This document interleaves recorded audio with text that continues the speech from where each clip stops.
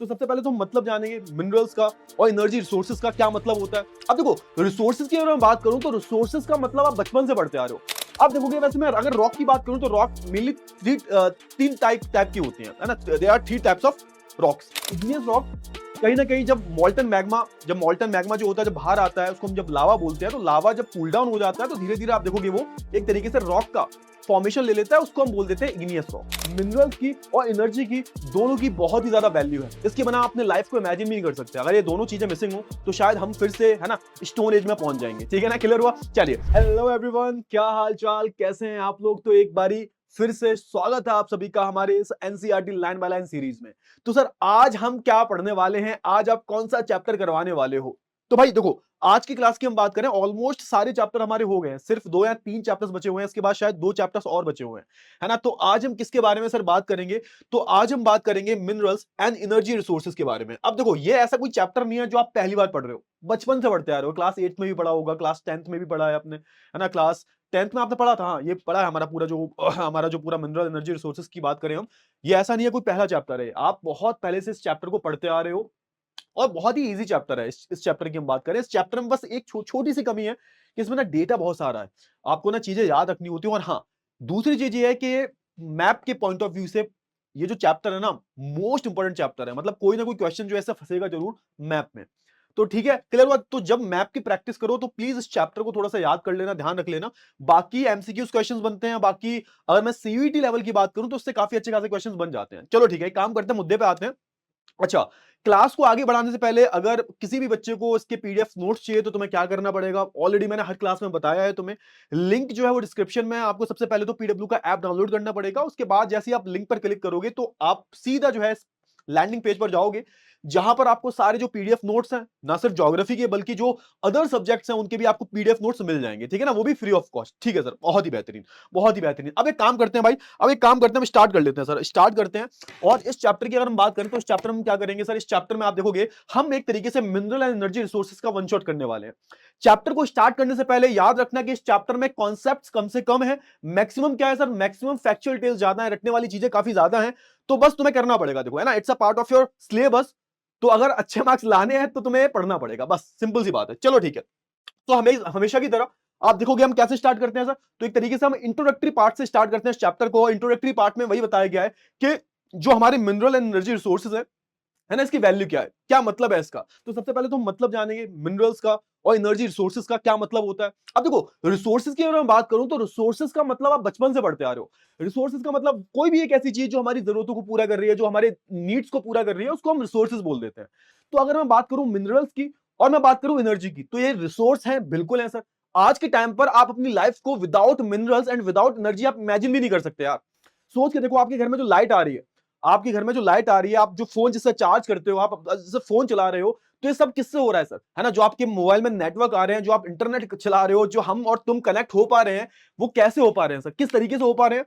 तो with the, है ना, with the help of energy, है ना, and with the help of different different minerals. आपका जो फोन बना हुआ है ना, इस फोन में बहुत सारी जो चिप्स वगैरह जो भी, है ना, इंस्ट्रूमेंट, छोटी छोटी जो चीजें हैं जो इस्तेमाल की गई हैं, वो कहीं ना कहीं, है ना, धातुओं से, वो कहीं ना किसी प्रकार की, किसी ना किसी प्रकार के मिनरल से, मेटल से मिलकर बने हुए हैं। ठीक है ना, तो इसलिए आप देखोगे कहीं ना कहीं आज की हम लाइफ की बात करें, आज की हम टुडे जो मॉडर्न वर्ल्ड की हम बात करते हैं ना, तो आज की जिंदगी में, आज की जो आधुनिक दुनिया है, आज का जो मॉडर्न वर्ल्ड है, उसमें मिनरल्स की और एनर्जी की दोनों की बहुत ही ज्यादा वैल्यू है। इसके बिना अपने लाइफ को इमेजिन भी नहीं कर सकते। अगर ये दोनों चीजें मिसिंग हो तो शायद हम फिर से, है ना, स्टोन एज में पहुंच जाएंगे। ठीक है ना, क्लियर हुआ? चलिए, तो इसी से हमारे चैप्टर की स्टार्टिंग हुई है। तो आप देखोगे, आप जैसे हम बात करें फंडामेंटल्स ऑफ फिजिकल ज्योग्राफी के बारे में, फंडामेंटल्स ऑफ, अगर मैं फिजिकल ज्योग्राफी की बात करूं, और आप देखोगे फंडामेंटल्स ऑफ फिजिकल ज्योग्राफी आपने कहां पढ़ी थी सर? कहां पढ़ी थी? क्लास 11th में। क्लास 11th में आपने फिजिकल ज्योग्राफी के बारे में बात की, है ना। Here we are talking about human geography. आप देखोगे कि कहीं ना कहीं हम जब वो पढ़ते हैं सर, है ना, जैसे आपने देखा होगा बहुत सारे चैप्टर्स पढ़े आपने, interior of the earth, exterior of the earth, metamorphic rock के बारे में बात की आपने, अलग अलग जो रॉक्स के फॉर्मेशन हुए उसके बारे में बात की, है ना। तो ये सारी जो चीजें हुई हैं किस तरीके से हुई, वो आपने सारा का सारा कहां पर पढ़ा sir? Fundamentals of human physical geography में पढ़ा। ठीक है सर। अच्छा, आप देखोगे कि यहां पर बात की जा रही है कि आप देखोगे जब अब हम फिजिकल ज्योग्राफी के बारे में बात करते हैं तो कहीं ना कहीं आप देखोगे हमारे जो मेटामॉर्फिक रॉक है और इग्नियस रॉक है, उसके बारे में भी हम बात करते हैं। हमने एक तरीके से, आप देखोगे जो पेनिनसुलर वाला जो पार्ट है हमारा इंडिया का, उसके बारे में बात की हमने, हिमालयस के बारे में बात की। और कहीं ना कहीं आप देखोगे कि जो मिनरल्स हैं उसमें रॉक के फॉर्मेशन का बहुत बड़ा योग बहुत बड़ा कंट्रीब्यूशन है। आप देखोगे वैसे मैं अगर रॉक की बात करूं तो रॉक मेनली तीन टाइप की होती हैं, है ना। There are three types of rocks जो हमारी बनती है। एक्चुअल में जो पेरेंट रॉक होती है उसको हम बोलते हैं इग्नियस रॉक। अब इग्नियस रॉक बनती कैसे है, तो आप देखोगे इग्नियस रॉक कहीं ना कहीं जब मॉल्टन मैग्मा जो होता है जब बाहर आता है उसको हम जब लावा बोलते हैं, तो लावा जब कूल डाउन हो जाता है तो धीरे धीरे आप देखोगे वो एक तरीके से रॉक का फॉर्मेशन ले लेता है, उसको हम बोल देते हैं इग्नियस रॉक। अब इग्नियस रॉक से आप देखोगे हमारी मेटामॉर्फिक रॉक बनती है, मेटामॉर्फिक रॉक से आप देखोगे हमारी सेडिमेंट्री रॉक्स बनती है। तो कहीं ना कहीं हमारी जो पेरेंट रॉक है वो है हमारी इग्नियस रॉक, और उसके बाद जो भी अदर जो रॉक्स बन रही हैं वो एक तरीके से अलग अलग प्रेशर कंडीशंस में बनती हैं, है ना। अलग अलग प्रेशर कंडीशंस, अलग अलग टेम्परेचर में उन रॉक्स का फॉर्मेशन हो रहा है। तो कहीं ना कहीं there are three types of rock, है ना। Igneous rock which is a parent rock, and then आप देखोगे metamorphic rock and sedimentary rock. तो ये सारा जो फॉर्मेशन है वो आपको अर्थ पे होता हुआ दिखाई देता है, ठीक है सर, बहुत अच्छी बात है। और कहीं ना कहीं जब हम मिनरल्स की बात करते हैं तो कहीं ना कहीं इससे ही एसोसिएटेड है, क्योंकि बहुत सारे जो मिनरल्स होते हैं वो एक तरीके से हमारे रॉक में ही पाए जाते हैं। रॉक का फॉर्मेशन, मिनरल्स क्या है, ओर्स की हम बात करें, मिनरल्स की हम बात करें, वो सब कहां मिलते हैं, कहां पर इनका फॉर्मेशन होता है, कहां पर है, तो आप देखोगे इन्हीं सारी रॉक्स में होता है। ठीक है, क्लियर हुआ। तो इसी की बात यहां पर की जा रही है, ठीक है सर, क्लियर हुआ। चलिए, जैसे मैं हम इंडिया की बात करें तो कहीं ना कहीं हमारा जो पेनिनसुलर वाला जो पार्ट है ना, इंडिया का ये वाला जो पार्ट है, ये वाला, है ना, ये वाला जो पार्ट है, आप देखोगे यहां पर काफी आपको रिच मिनरल रिसोर्सेज मिलते हैं। उसका सिंपल सा रीजन है, ये जो हमारा नीचे वाला जो हिस्सा है ना, पेनिनसुलर वाला जो हिस्सा है, ये आप देखोगे ये काफी पुराना हिस्सा है ना। It used to be the part of Gondwana, Gondwana land का पार्ट हुआ करता था, वो प्लेट अलग हुई, याद करो वो पूरी जो थ्योरी हमारी, गोंडवाना से प्लेट अलग हुई, ये प्लेट जो है यूरेशियन प्लेट से टकराई, एंड देन हिमालयस का और नदर्न प्लेन्स का फॉर्मेशन हुआ। इससे पहले कि ये वाला जो हिस्सा है हमारा सदर्न इंडिया वाला पूरा जो हिस्सा है वो बहुत ज्यादा पुराना हिस्सा है। और यहाँ पर आपको जो भी रॉक्स वगैरह मिलती हैं, जो भी आपको प्लेटीज वगैरह मिलते हैं, यहाँ पर अच्छा खासा आपको मिनरल्स का फॉर्मेशन देखने को मिलता है, ठीक है सर, बहुत ही बढ़िया। अच्छा, लेकिन जब मैं बात करता हूं किसके बारे में, जब मैं बात करता हूं अपने एलुवियल प्लेन्स के बारे में, यानी कि ये बात हो रही है हमारे जो हमारा नदर्न प्लेन्स है ना, जहां पर आपको बहुत सारी जो एलुवियल सॉइल है वो देखने को मिलती है। यहां पर आपको थोड़ा सा, जैसे नॉर्थ इंडिया की हम बात करें तो यहां पर आपको एक तरीके से ये डिवॉइड ऑफ मिनरल्स देखने को मिलता है ना। यानी कि यहां पर आपको मिनरल्स की कमी दिखती है यहाँ पे, क्योंकि नॉर्थ इंडिया जो हमारा नदर्न वाला जो पूरा पार्ट है इट्स अ फुल ऑफ, है ना, एक एलुवियल सॉइल। यहां पर आपको कोई भी किसी भी प्रकार का आपको मिनरल्स रिसोर्सेस नहीं देखने को मिलते हैं, अगर मैं बात करूं जिसको आप इकोनॉमिक यूज में इस्तेमाल कर सको। तो यहां पे वही बात की जा रही है कि अब अगर मैं बात, क्योंकि देखो इसका भी एक तरीके से आप देखोगे ना, जो हमारे मिनरल्स होते हैं उसका भी आपको एक जो डिस्ट्रीब्यूशन देखने को मिलता है वो अनइवन देखने को मिलता है। कहीं तो बहुत ज्यादा रिसोर्सेज हैं और कहीं आपको रिसोर्सेज बिल्कुल नहीं मिलेंगे। तो इसका एक तरीके से अनइवन डिस्ट्रीब्यूशन है, हर जगह आपको मिनरल्स देखने को नहीं मिलते हैं, है ना। जैसे मैं यहाँ पे नॉर्थ इंडिया की बात की जा रही है, नॉर्थ इंडिया में आप देखोगे, आई मीन नॉर्थ इंडिया की अगर मैं बात करूं तो आप देखोगे हमारे पास मिनरल्स की कमी बहुत ज्यादा है, हमारे पास कोई भी मिनरल्स नहीं है सर। सारे मिनरल्स आपको मैक्सिमम कहां देखने को मिलते हैं सर, तो आपको जो हमारा पूरा पेनिनसुलर वाला जो पार्ट है वहां आपको मैक्सिमम मिनरल्स देखने को मिलते हैं, क्लियर हुआ ना। चलिए, आप देखोगे फिर यहां पे बोला गया है कि अगर मैं बात करूं किसी भी देश का, अगर आपको इकोनॉमिक डेवलपमेंट करना है सर, किसी भी देश का आपको एक तरीके से, है ना, इंडस्ट्रियल डेवलपमेंट करना है, तो उसके लिए कहीं ना कहीं मिनरल रिसोर्सेज का होना बहुत ज्यादा जरूरी है। और मिनरल सोर्स जो होते हैं एक तरीके से क्या करते हैं, एक तरीके से आप देखोगे, है ना, इंडस्ट्रियल डेवलपमेंट में बहुत ज्यादा एक तरीके से हेल्पफुल होते हैं। ऑब्वियस सी बात है, आयरन ओर की हम बात करें, हम कॉपर की बात करें, हम कोल की हम बात करें, कोल तो खैर एनर्जी रिसोर्स में आ जाएगा, फिर हम मैंगनीज की हम बात करें, है ना, एल्यूमिनियम की हम बात करें, तो ये सब क्या है sir, they all are the part of mineral resources. और ये शायद ना हो तो हम इंडस्ट्रीज को इमेजिन भी नहीं कर सकते। और यही रीजन होता है कि जहां जहां इनके रिजर्व्स होते हैं वहां वहां आपको बहुत ज्यादा इंडस्ट्रियलाइजेशन देखने को मिलेगा। झारखंड में, छत्तीसगढ़ में, है ना, रिसोर्सेज बहुत ज्यादा है वहां पे, और वहां पर आपको बहुत सारी जो प्लांट्स हैं, है ना, वो सारे देखने को मिलते हैं सर, क्लियर हुआ। चलिए, और आप देखोगे इन सारे चैप्टर्स में हम एक तरीके से बात करेंगे किसके बारे में, यही डिस्कस करने वाले हैं कि हमारे पास कितने टाइप के मिनरल्स हैं, उनकी अवेलेबिलिटी क्या है सर, है ना। फिर हम बात करेंगे, है ना, एनर्जी रिसोर्सेज के बारे में। ये सारी जो चीजें इस चैप्टर में पढ़ने वाले हैं। अब देखो, इस चैप्टर की मैं बात करूं तो इसके बेसिक्स ऑलरेडी आपके क्लियर है। बेसिक्स आई होप आप क्लियर हो गए होंगे, क्लियर ही होंगे, मैं मान के चल रहा हूं सर, आपके जो बेसिक्स हैं इस चैप्टर से रिलेटेड वो बहुत अच्छे से आपने पढ़ लिए होंगे, ठीक है ना, क्लियर होंगे, ठीक है सर। अब यहाँ पे ना मिनरल्स की डेफिनेशन दी गई है, मिनरल्स का मतलब क्या होता है, क्या मिनरल का मतलब क्या होता है, तो यहाँ पे बताया गया, ये बचपन में भी पढ़ी थी, ये डेफिनेशन आपने बचपन में भी पढ़ी थी कि मिनरल्स जो होते हैं ना वो क्या है सर, नेचुरल सब्सटेंस है सर। एक तो पहली बात तो क्या है, पहली बात तो ये है कि नेचर ने इनको बनाया है, नेचर में जो भी फोर्सेस थे, जो भी प्रेशर था, जो भी अलग अलग चीजें हुई हैं उसमें नेचर का ही 100% रोल है, यानी कि यहां पर मैन मेड चीजें नहीं है। इनको बनने में अच्छा खासा टाइम लगा है, तो आप देखोगे नेचुरल प्रोसेस से बनके तैयार हुए हैं, इसलिए नेचुरल सब्सटेंसेस हैं, क्लियर हुआ।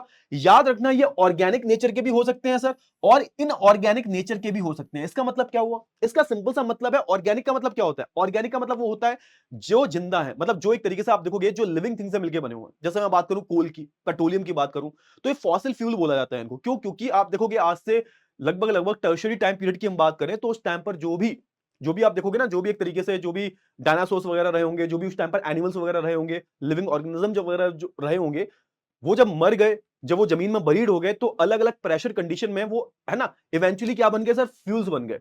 और वही आगे चल के हम उनका इस्तेमाल कर रहे हैं, पेट्रोल वगैरह, डीजल वगैरह, जो है ना, कोल को इस्तेमाल कर रहे हैं हम। प्लांट्स की हम बात, इसमें क्या आते हैं, हमारे प्लांट्स और जो लिविंग थिंग्स हैं वो आते हैं, प्लांट्स भी हमारे लिविंग थिंग्स में ही आते हैं। तो हमारे क्या है सर, ये हमारे ऑर्गेनिक नेचर के हैं सर, है ना। ये किसके मिलके बने हुए हैं, तो आप देखोगे कार्बन से मिलके बने हुए हैं, कार्बन से मिलके बने हुए हैं। और कहीं ना कहीं इनमें एक टाइम पर जान रही होगी सर, और जब ये मरे, जब ये दफन हो गए जमीन में, जब ये बरीड हो गए, तो इनसे ही आप देखोगे हमारे ऑर्गेनिक रिसोर्सेज ऑर्गेनिक मिनरल्स बनके तैयार हो गए। और फिर होता है हमारा इनऑर्गेनिक ऑरिजिन। इनऑर्गेनिक ऑरिजिन की हम बात करें तो इनका जो ऑरिजिनेशन होता है वो एक तरीके से नॉन लिविंग थिंग से होता है। फॉर एग्जाम्पल आप देखोगे मोल्टन मैग्मा जब बाहर आया, जब वो, है ना, एक तरीके से कूल डाउन हो गया और उसने एक अलग अलग रॉक्स का फॉर्मेशन ले लिया, अलग अलग हीट और प्रेशर कंडीशंस में आप देखोगे इन रिसोर्सेज का जो है जन्म होता है, इन रिसोर्सेज का बर्थ होता है। तो आप देखोगे ना, ये किसी भी लिविंग थिंग से मिलके नहीं बने हुए, ये एक तरीके से नॉन लिविंग थिंग से मिलके बने हुए हैं, इसलिए इनको इनऑर्गेनिक ऑरिजिन बोल देते हैं। क्लियर हुआ ना। अच्छा, फिर यहां पे लिखा हुआ है with definite chemical and physical property. और आप देखोगे कि हर एक रिसोर्स की एक डेफिनेट केमिकल प्रॉपर्टी होती है। फॉर एग्जांपल मैं बात करूं वाटर की, वाटर का, let's take an example of water. अब वाटर की केमिकल प्रॉपर्टी क्या है, वाटर की केमिकल प्रॉपर्टी यही है कि वाटर में हाइड्रोजन होता है, ऑक्सीजन होता है ना। हाइड्रोजन के 2 मॉलिक्यूल होते हैं, ऑक्सीजन का 1 मॉलिक्यूल होता है। तो ये एक तरीके से क्या डेफिनेट केमिकल कॉम्पोजिशन है सर, है ना। क्लियर हुआ ना, ये डेफिनेट केमिकल कॉम्पोजिशन है। NaCl उसका होता है शायद, आई गेस नमक का यही होता है ना, मेरे को एग्जैक्टली फॉर्मूला नहीं पता। तो इसमें सोडियम होता है, क्लोरीन होता है। तो समझो ये जितने भी हमारे मिनरल्स हैं, इनका खुद का एक डेफिनेट केमिकल कॉम्पोजिशन है, चेंज नहीं होता, ये डेफिनेट रहता है। अब ऐसा नहीं है कि कल को पानी का फॉर्मूला चेंज हो जाएगा, पानी में जो हाइड्रोजन के 2 मॉलिक्यूल्स है वो 3 हो जाएंगे, ऐसा नहीं होता। ये यही इनकी वैल्यू होती है, यही इनका डेफिनेट केमिकल जो है इनका नंबर होता है, कॉम्पोजिशन होता है, जो कभी चेंज नहीं होता। और आप देखोगे इनकी डेफिनेट केमिकल प्रॉपर्टीज भी होती हैं। और आप देखोगे अलग अलग, मैं अगर मिनरल्स की बात करूं तो on the base of their colour, size, है ना, मास, डेंसिटी, इनकी अलग अलग होती है, डिफरेंट डिफरेंट होती है। आप देखोगे जैसे हम बात करें कि सबसे स्ट्रॉन्ग कौन सा होता है, डायमंड बोलते हैं, है ना। सब जैसे फिर हम माइका की बात करूं तो ये अलग अलग पतली पतली लेयर्स में डिवाइड होता है, बहुत सॉफ्ट होता है। तो हर एक मिनरल के कलर अलग होते हैं, इनका कॉम्पोजिशन अलग होता है, इनका इनका मास अलग होता है, इनकी डेंसिटी अलग होती है। तो हर एक मिनरल की जो एक तरीके से आप देखोगे अलग एक डेफिनेट क्या होती है सर, डेफिनेट एक तरीके से फिजिकल प्रॉपर्टीज होती है, ठीक है ना, हर एक मिनरल की अगर मैं बात करूं तो। आई होप आपको इतनी चीजें क्लियर हो गई होंगी। अगर ये सारी चीजें हैं तो वो क्या है सर, वो एक मिनरल है सर, है ना, वो मिनरल है सर। और ये कहीं ना कहीं जो मिनरल्स होते हैं क्या करते हैं सर, ये हमारी डिमांड्स को, हमारी जरूरतों को पूरा करते हैं, इसलिए हम इनको क्या बोल रहे हैं सर, इसलिए हम इनको मिनरल रिसोर्सेज बोल रहे हैं। आई होप आपको इतनी जो चीजें हैं ये बहुत ही ज्यादा अच्छे से जो है क्लियर हो गई होंगी। आगे बढ़े, चलिए अब यहां से हम स्टार्ट करते हैं सर। आप देखोगे कि यहां पे बोला क्या गया, अब यहां पे अलग अलग मिनरल्स के बारे में बोला गया, अलग अलग यहां पर मिनरल्स के बारे में बोला गया। हम बात करूं आयरन और कॉपर, गोल्ड, है ना, इसकी हम बात करें, इनको एक तरीके से ये क्या है सर, ये एक तरीके से मेटल्स हैं सर। और आप देखोगे ये इनकी अगर मैं बात करूं, इनकी अगर मैं बात करूं, आयरन और कॉपर, गोल्ड और भी बहुत सारे जो मेटल्स होते हैं। और एक मिनट थोड़ा सा ये देखना पड़ेगा थोड़ा सा। हम्म हम्म हम्म हम्म हम्म हम्म। हाँ ठीक है ठीक है, हाँ क्लियर हुआ, हाँ वही वही बोला जा रहा है कि अगर मैं थोड़ा सा बात करूं इस कैटेगरी में कौन कौन से मिनरल्स इंक्लूडेड हैं, तो आप देखोगे आयरन और कॉपर, है ना, कॉपर की बात करूं, अलग अलग जो मेटल्स हो गए हमारे, बॉक्साइट की हम बात करें, तो ये सारी जो है इन कैटेगरीज में आते हैं सर, ठीक है ना, क्लियर हुआ। चलिए अब थोड़ा सा ना इन्होंने क्या किया, इन्होंने थोड़ा सा इसको डिवाइड कर दिया सर। आप थोड़ा सा देखोगे, अगर मैं इसकी बात करूं थोड़ा सा, आप देखोगे हाँ, इस माइंड मैप की बात करता हूं मैं। हाँ, इस माइंड मैप की बात करता हूं मैं, थोड़ा सा देखो ध्यान से। अब हमने क्या किया, हमने एक तरीके से आप देखोगे मिनरल्स को अलग अलग क्लासिफाई कर लिया। ये आपने क्लास 10th में भी पढ़ा था कि आप देखोगे मिनरल्स हमारे, है ना, एक्चुअल में दो तरीके के होते हैं, एक तो होता है हमारा मेटलिक मिनरल्स और होता है हमारा नॉन मेटलिक मिनरल्स। इसको थोड़ा साइड में रखते हैं, इसको थोड़ा एनर्जी मिनरल्स को हम थोड़ा साइड में रखते हैं, ठीक है ना, क्योंकि इसको बाद में हम पढ़ने वाले हैं। अगर मैं मेटलिक की बात करूं तो metallic is further divided into two parts, ferrous minerals and non ferrous minerals. Ferrous minerals वो होते हैं जिनमें आप एक तरीके से आप देखोगे आयरन कंटेंट ज्यादा होता है, आयरन कंटेंट होता है, लोहे से बने होते हैं सर, है ना। फिर आप देखोगे नॉन फेरस वो होते हैं जिनमें लोहा नहीं होता, but still they are metal, है ना, मेटलिक इनमें प्रॉपर्टीज होती है, मेटल्स होते हैं सर ये, ठीक है सर। फिर आता है हमारा प्रीशियस मेटल। प्रीशियस मेटल्स की हम बात करें, it's a part of non ferrous, याद रखना, it's a part of non ferrous, but हाँ ये बहुत ज्यादा प्रीशियस होते हैं, महंगे बहुत ज्यादा आते हैं, बहुत ज्यादा एक्सपेंसिव होते हैं, और ये बहुत कम क्वांटिटी में होते हैं, ये बहुत ही रेयर है सर। तो आप देखोगे इनको हमने अलग कैटेगरी में डाल दिया, तो ये हमारे गोल्ड, सिल्वर, प्लेटिनम वगैरह ये सब आ जाते हैं, ठीक है सर, बहुत अच्छी बात है। अच्छा आगे हम बात करें, आगे हम बात करें, आगे हम बात कर लेते हैं, फिर आता है हमारा नॉन मेटलिक। नॉन मेटलिक की अगर मैं बात करूं तो उसमें क्या आते हैं, इसमें वो मिनरल्स आते हैं जिनमें मेटल नहीं होता, जैसे माइका की हम बात करें, सॉल्ट, पोटैश, है ना, लाइमस्टोन, मार्बल, सैंडस्टोन, ये सब जो है इसमें आते हैं। ये भी एक तरीके से आप देखोगे हमारी जरूरतों को पूरा करते हैं, और हम सारे मिनरल्स के बारे में, जो भी इंपॉर्टेंट मिनरल्स हैं, इन सब के बारे में बात करेंगे।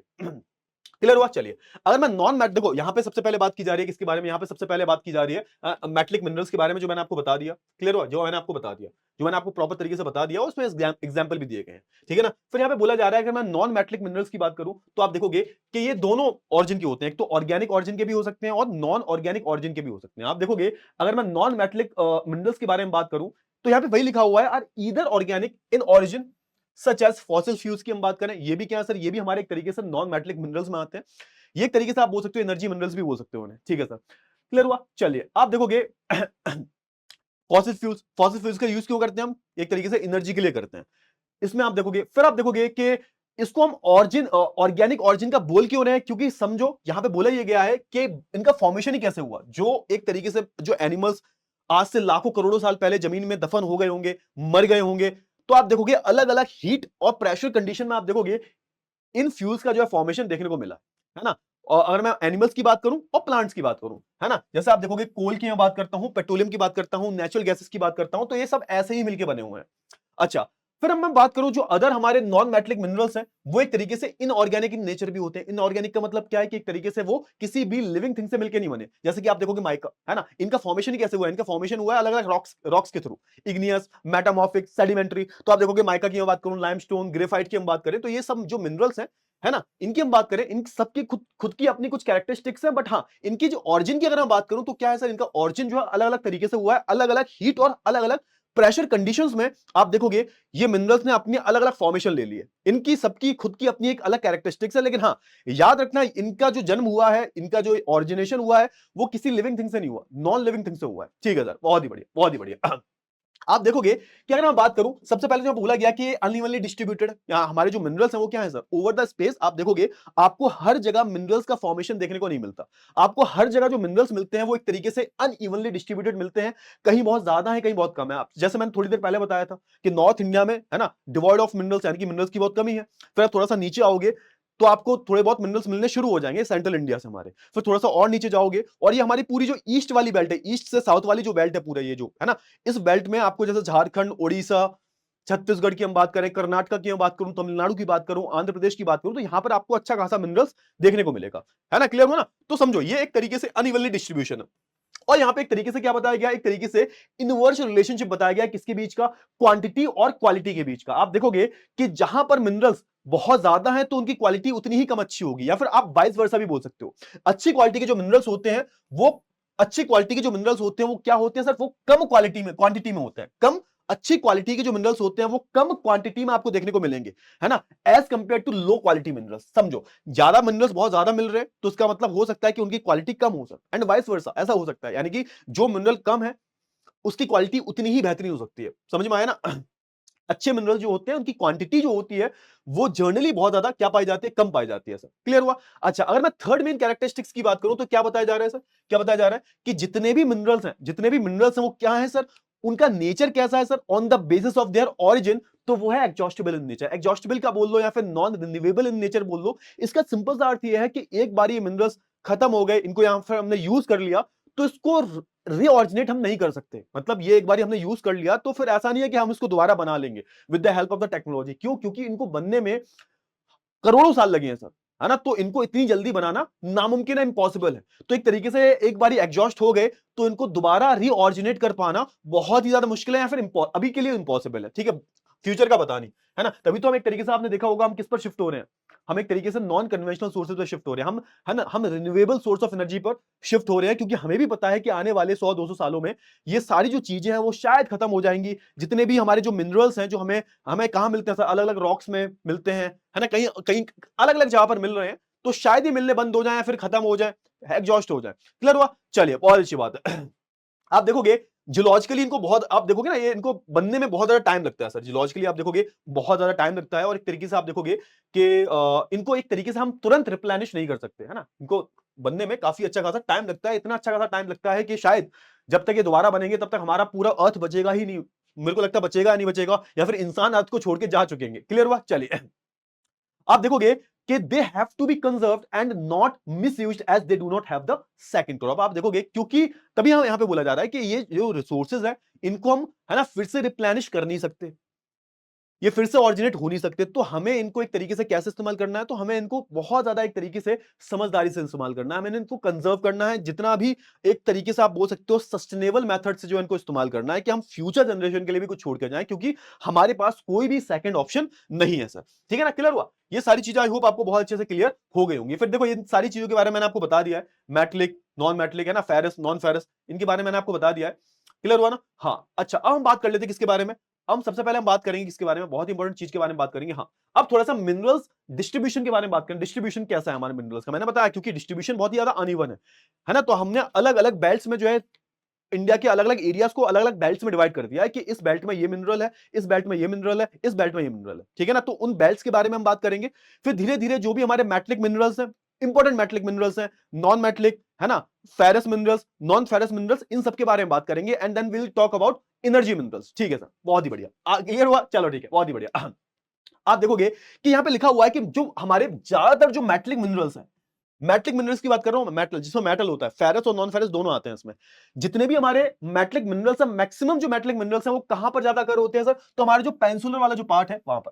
पेनिनसुलर जो प्लेट्यू है, पेनिनसुलर किसको बोलते हैं, कोई भी एक ऐसा लैंड एरिया जो तीन साइड से पानी से घिरा हुआ हो, है ना, तो ये वाला जो पार्ट है हमारा, ये क्या है सर, पूरा पेनिनसुलर वाला पार्ट है, कि ना, पेनिनसुलर वाला पार्ट है। तो पेनिनसुलर प्लेट्यू वाला जो पार्ट है, यहां पर आपको मैक्सिमम जो मिनरल्स हैं वो देखने को मिलेंगे, मैक्सिमम मिनरल्स आपको देखने को मिलेंगे, मेटलिक मिनरल्स की बात कर रहा हूं। क्लियर हुआ ना? चलिए आप देखोगे ये किसके फॉर्म में है सर, तो क्रिस्टलाइन रॉक्स। अब यहां पर सवाल ये आता है सर क्रिस्टलाइन रॉक्स क्या होती है, तो देखो बहुत ही सिंपल सा मतलब है, ज्यादा केमिस्ट्री में नहीं जाएंगे वैसे, है ना। वैसे मैंने आज अपने फ्रेंड से पूछा था तो उसने बताया था कि जो क्रिस्टलाइन रॉक जो होती है ना, उनमें जो एटम्स होते हैं वो सिस्टमैटिक वे में होते हैं, है ना, सिस्टमैटिक वे में, जैसे ए एटम है, बी, फिर A B, A B, A B, एक प्रॉपर एक तरीके से ऑर्डर को फॉलो करते हैं, है ना, जिगजैग वे में नहीं होते। यहाँ पे जो एटम्स होते हैं प्रॉपर ऑर्डर को फॉलो करते हैं। तो आप देखोगे ये एक तरीके से इनका जो रूप होता है ना, वो कैसा होता है सर, वो एक तरीके से क्रिस्टलाइन फॉर्मेट में होता है, क्रिस्टल फॉर्मेट में होता है। सिंपल सी बात है, बहुत ज्यादा स्ट्रांग होते हैं सर। और याद रखो ये बनते कैसे हैं, तो आप देखोगे यहाँ तो ये पेरेंट्स रॉक से, यानी कि हमारे इग्नियस रॉक से बनेंगे, या फिर इनका फॉर्मेशन कैसे होता है सर, या फिर इनका फॉर्मेशन मेटामॉर्फिक रॉक से और सेडिमेंट्री रॉक से होता है ना, इसको हम बोल देते हैं क्रिस्टलाइन रॉक।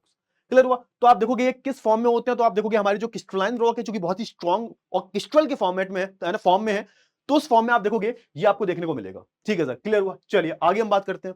आप देखोगे जैसे हम 90% कोल रिजर्व की हम बात करें, तो आप देखोगे वो कहां कहां आपको देखने को मिलेंगे, वो आपको हमारे जो दामोदर, जो वैली ऑफ दामोदर है, सोन है, महानदी है, जो इधर साइड की बात की जा रही है, पूरा जो हमारा ये छत्तीसगढ़, झारखंड और उड़ीसा वाला जो हिस्सा है, यहाँ की पूरी बात की जा रही है। आप देखोगे 97% जो कोल रिजर्व है वो आपको इस एरिया में ही देखने को मिलेंगे, दामोदर वाली, सोन, महानदी, गोदावरी का जो एक तरीके से पूरा जो वैली है, यहाँ के आसपास आपको देखने को मिलेंगे। ठीक है सर।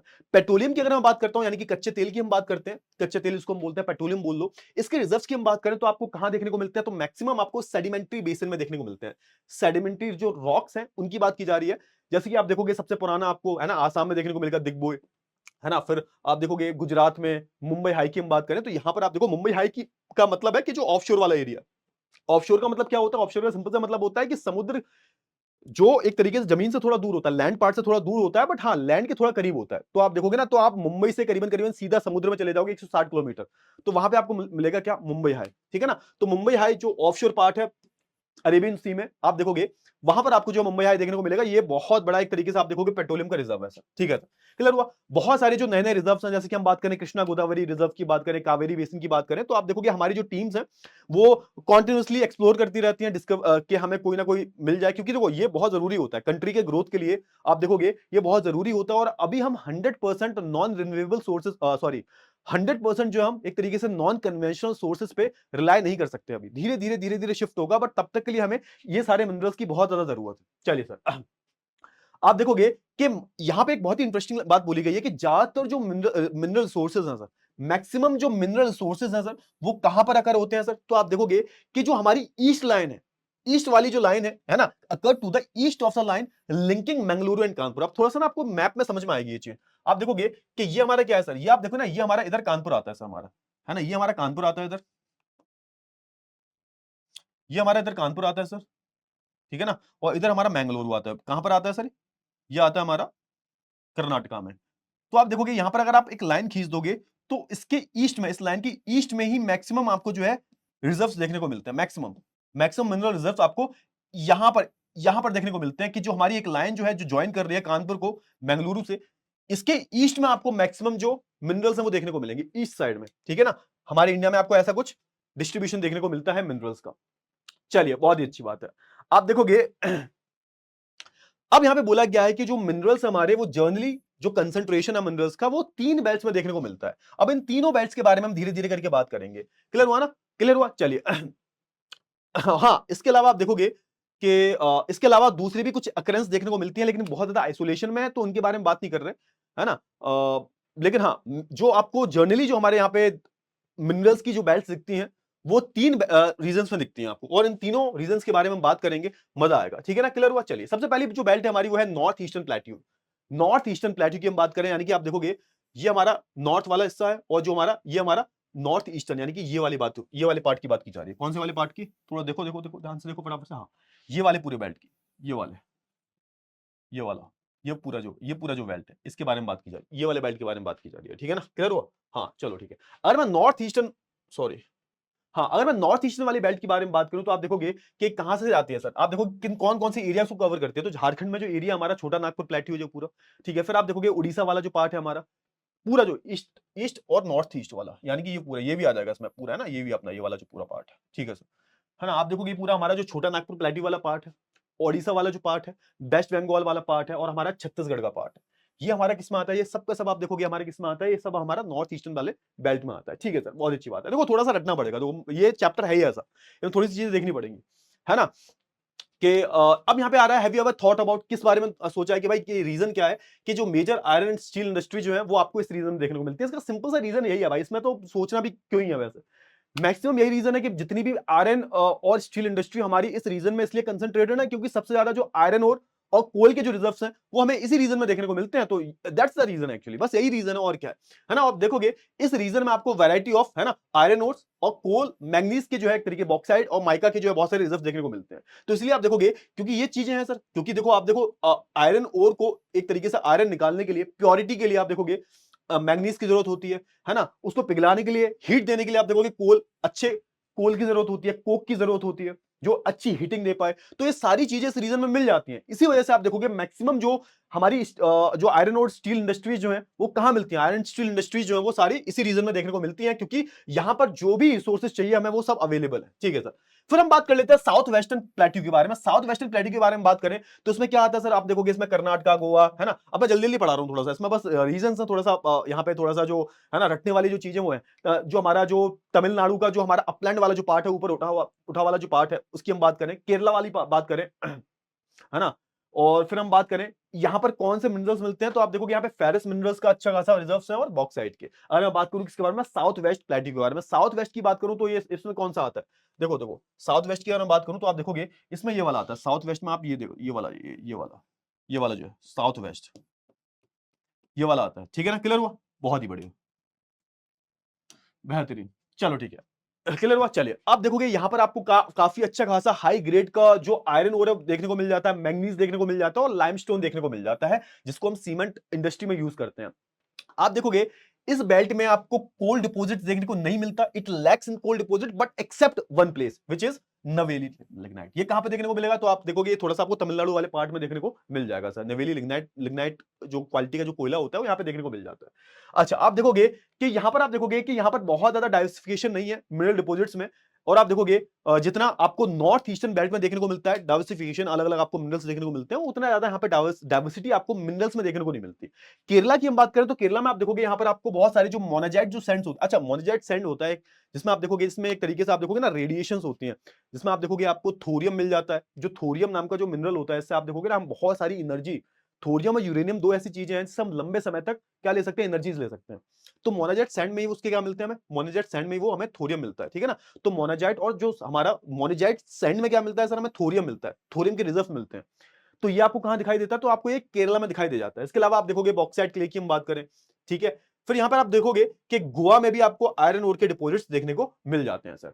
चलिए तो अब बात कर लेते हैं किसके बारे में? अब बात कर लेते हैं नॉर्दर्न वेस्टर्न रीजन के बारे में, यानी कि हमारा जो नॉर्थ वेस्टर्न वाला पार्ट है इसके बारे में थोड़ी सी हम बात कर लेते हैं। अच्छा, जब मैं नॉर्थ वेस्टर्न वाले पार्ट के बारे में बात कर रहा हूं तो यहाँ पे मैं किन किन स्टेट्स के बारे में बात कर रहा हूं, तो मेनली हमारी जो राजस्थान है और हमारे जो गुजरात वाला जो पार्ट है वो आ जाता है। ठीक है सर, बहुत ही बढ़िया। अच्छा, यहां पर थोड़ा सा हम पढ़ते हैं, तो ये जो बेल्ट है वो कहां से कहां तक एक्सटेंड है, थोड़ी सी हम बात कर लेते हैं। तो हमारा जो अरावली वाला जो पार्ट है राजस्थान का, आपको पता होना चाहिए, दिल्ली से स्टार्ट होती है हमारी अरावली रेंजेस, और ये पूरा ना क्रॉस द राजस्थान तक जाती हैं, पूरा खत्म होती हैं। आप देखोगे पूरा जो हमारा वेस्टर्न और ईस्टर्न राजस्थान है वो इसी में डिवाइड हो गया है ना, पूरा अरावली हिल्स ने दोनों को डिवाइड कर दिया। और यही रीजन है कि आप देखोगे हमारा जो वेस्टर्न वाला जो पार्ट है वहां पे उतनी ज्यादा बारिश वारिश नहीं होती, मानसून नहीं जा पाता। तो आप देखोगे जो हमारा अरावली वाला पार्ट जो है राजस्थान का, प्लस जो हमारा गुजरात का पार्ट है, ये आ जाता है। और हाँ, याद रखना यहां पे बोला क्या जा रहा है कि यहां पर जो मिनरल्स है वो किससे एसोसिएटेड है, यानी कि जो मिनरल मिल रहे हैं ये किस टाइप के रॉक में मिल रहे हैं। तो यहां पे बोला गया है धारवाड़, है ना, धारवाड़ सिस्टम ऑफ रॉक। अच्छा, धारवाड़ सिस्टम ऑफ रॉक की हम बात करें तो ये कैसा सिस्टम है, आप समझो कि ये एक टाइप की रॉक है ना, जो एक it may be a metamorphic rock, it may be a sedimentary rock. और ये जो रॉक थी वो बहुत ही ओल्ड टाइप की रॉक है। अब सर समझो, अरावली जो पार्ट है हमारा वो one of the oldest part है यार हमारा। एक टाइम पर अरावली जो हुआ करती थी वो माउंटेन एवरेस्ट से भी ऊंची हुआ करती थी, समझो थोड़ा सा। अब ये जो अरावली है एक तरीके से, है ना, बहुत ज्यादा ओल्ड हो चुकी है। और इस टाइप की रॉक को हम क्या बोल रहे हैं, धारवाड़ सिस्टम ऑफ रॉक्स बोल रहे हैं। अच्छा, इसको अलग से नाम क्यों दिया गया है, क्योंकि सबसे पहले इस टाइप की जो रॉक थी उसकी डिस्कवरी कहां हुई थी, कहां पर इसकी स्टडी की गई थी, तो एक रीजन है, कर्नाटका में इसको बोलते हैं हम धारवाड़।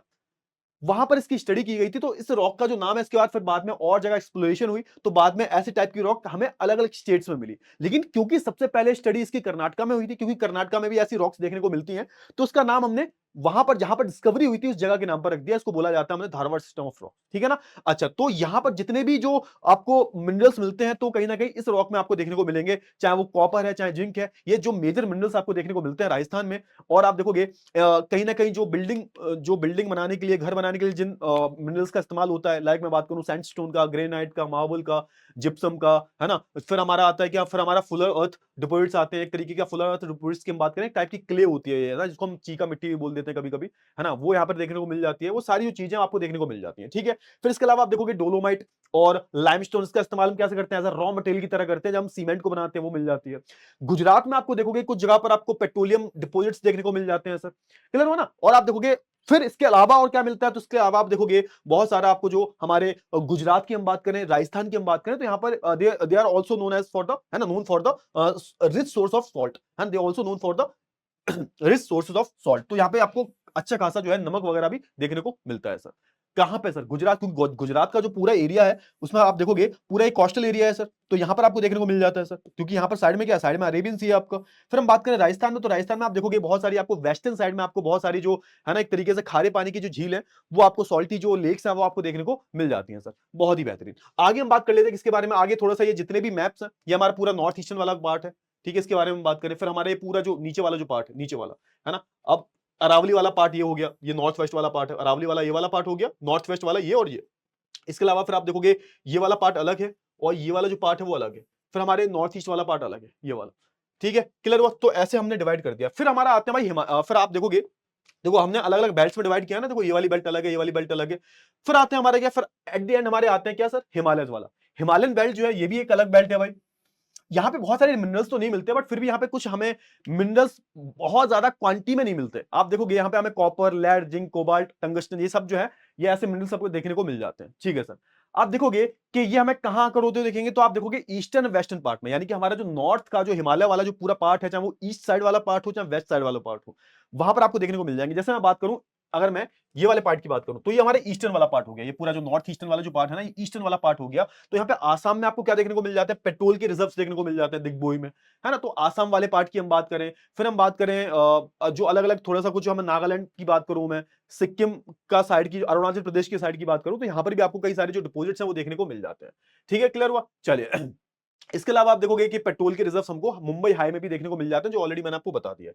ठीक है सर। अब थोड़ा सा देखो फेरस मिनरल्स के बारे, ऑलरेडी मैंने फेरस मिनरल्स के बारे में आपको बता दिया। फेरस मिनरल्स वो मिनरल्स होते हैं इनमें क्या होता है सर, जिनमें हमारा आयरन ओर का कंटेंट होता है। जैसे कि हम आयरन ओर की बात करें, मैंगनीज की बात करें, क्रोमाइट की बात करें, ये कुछ ऐसे होते हैं जिनमें जिनमें आपको अच्छा खासा लोहा आयरन देखने को मिलता है। इसके बारे में थोड़ी सी हम बात करेंगे। सबसे पहले जो हमारा सबसे मेन जो फेरस मिनरल है इसके बारे में बात कर लेते हैं, जिसका इंडिया जो है अच्छा खासा, है ना, हमारी इंडिया के पास अच्छे खासे आपको रिजर्व्स देखने को मिल जाते हैं। किसके बारे में सर हम बात कर रहे हैं, सर हम बात कर रहे हैं आयरन ओर के बारे में। आप देखोगे हमारे पास अबंडेंट ऑफ रिसोर्स है, हमारे पास abundant of iron ore resource हमारे पास देखने को मिल जाता है। आप देखोगे it is one of the, है ना, we have one of the largest reserves in Asia. Asia में सबसे ज्यादा जो है आयरन ओर के रिजर्व हमारे पास है, और कहीं ना कहीं इसको इंडस्ट्रीज के लिए बैकबोन भी माना जाता है, क्योंकि जितनी भी मशीनें वगैरह बनती हैं, तुम्हारे घर में 10 चीजें होंगी लोहे की, स्टील की, वो सब इसी से बनती हैं। क्लियर हुआ ना? क्लियर हुआ? चलिए आप देखोगे हमारी कंट्री की हम बात करें तो आपको हमारे देश में दो तरह का आयरन ओर देखने को मिलता है। मैंने बताया था क्वालिटी वाइज आप देखोगे आयरन ओर डिवाइडेड है, जैसे हेमाटाइट की हम बात करें, मैग्नेटाइट की हम बात करें, दोनों ही अच्छी क्वालिटी के एक तरीके से आयरन ओर होते हैं।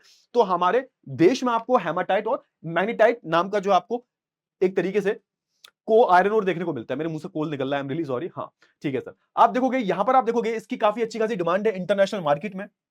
क्यों? क्योंकि हमारे पास बहुत ही अच्छी सुपीरियर क्वालिटी का आपको जो है आयरन ओर देखने को मिलेगा। बहुत अच्छी बात है। अच्छा आप देखोगे कि सबसे अच्छी बात क्या है कि जो हमारा आयरन ओर माइंस जो है वो कहीं ना कहीं बहुत पास में है, किससे सर? कोल फील्ड्स में, है ना? और उधर ही आपको मैंगनीज भी मिल जाता है। तो आप देखोगे कि इससे ना एक तरीके से हमें बहुत ज्यादा इकोनॉमिक बेनिफिट होता है, बहुत ज्यादा एडवांटेजेस में है। समझो थोड़ा सा। अब होता क्या है कि आयरन ओर जो होता है, आयरन ओर क्या है सर? एक तरीके से चट्टान है सर, जहां पर एक ऐसी चट्टान जहां पर आप देखोगे 70 to 80% क्या है सर? आयरन है। अब सोच के देखो, रेस्ट ऑफ द 30 to 20% तो इंप्योरिटीज है ना, उनको हटाया जाएगा, है ना? फिर आयरन को मेल्ट किया जाता है। इसके लिए हमें क्या, किसकी जरूरत होती है सर? कोल की। कोल जो होता है उसमें कॉक एक तरीके से गुड हीटिंग प्रॉपर्टीज होती हैं कोक में, कोल में, है ना? तो आप देखोगे जो एक तरीके से कोल होता है उसकी हेल्प से हम इसका क्या करते हैं, इसमें एक तरीके से आप देखोगे कि हम क्या करते हैं सर? हम एक तरीके से आप देखोगे इसमें जो भी आयरन ओर जो होता है इसको हम पिघलाते हैं, इसमें इंप्योरिटी जो होती है वो दूर करते हैं। फिर आप देखोगे हम इसको और स्ट्रांग बनाने के लिए स्टील भी बनानी पड़ती है हमें, है ना? स्टील भी क्या है? स्टील भी आयरन आयरन ओर से ही बनती है, आयरन से ही स्टील बनती है। लेकिन उसके लिए हमें मैग्नीज का इस्तेमाल करना पड़ता है। मैग्नीज जब हम ऐड कर देते हैं आयरन ओर में, तो एक तरीके से हम स्टेनलेस स्टील बना देते हैं उसको, है ना? हम एक तरीके से मजबूत और बना देते हैं, हम आयरन को और ज्यादा मजबूती देते हैं मैग्नीज ऐड करके। तो वो सारी जो चीजें होती हैं वो आप आसपास मिल जाती हैं, तो खर्चा बचता है, इकोनॉमिकल बेनिफिट होता है हमें। क्योंकि हम अकेले ऐसा नहीं है कि देखो आयरन और अकेले होगा तो काम हो जाएगा, नहीं, हमें कोल भी चाहिए हीटिंग के लिए, क्योंकि कोल में हीटिंग पावर बहुत ज्यादा होती है, तो कोल आसपास होना चाहिए, कोल के रिजर्व्स आसपास होने चाहिए। तो समझो ये सारा हमें ईस्टर्न साइड में मिल जाता है, ये आसपास हमें देखने को मिल जाता है, तो इससे पैसा बहुत बचता है। तो इससे क्या होता है, इससे हमारे पास एक एडवांटेज आ जाता है, तो यहां पर ये बोला जा रहा है। ठीक है। अच्छा, अगर मैं मेजर आयरन और प्रोड्यूसिंग स्टेट्स के बारे में बात करूं तो 95% जो आयरन ओर है रिजर्व आपको कहां मिलेंगे, तो 8 स्टेट्स में मिलेंगे। तो इन 8 स्टेट्स का नाम याद कर लेना। उड़ीसा हो गया हमारा, है ना? झारखंड हो गया हमारा, छत्तीसगढ़ हो गया हमारा, कर्नाटका हो गया, गोवा हो गया, है ना?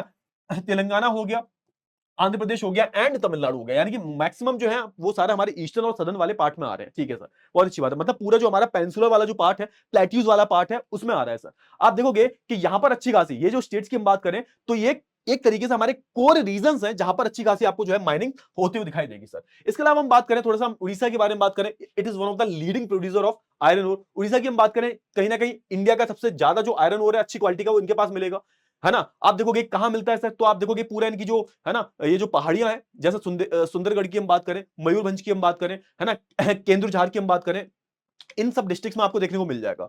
आप देखोगे इंपॉर्टेंट माइंस की हम बात करें तो आप देखोगे कहां मिलेंगी सर, तो गुरु महासनी की हम बात करें,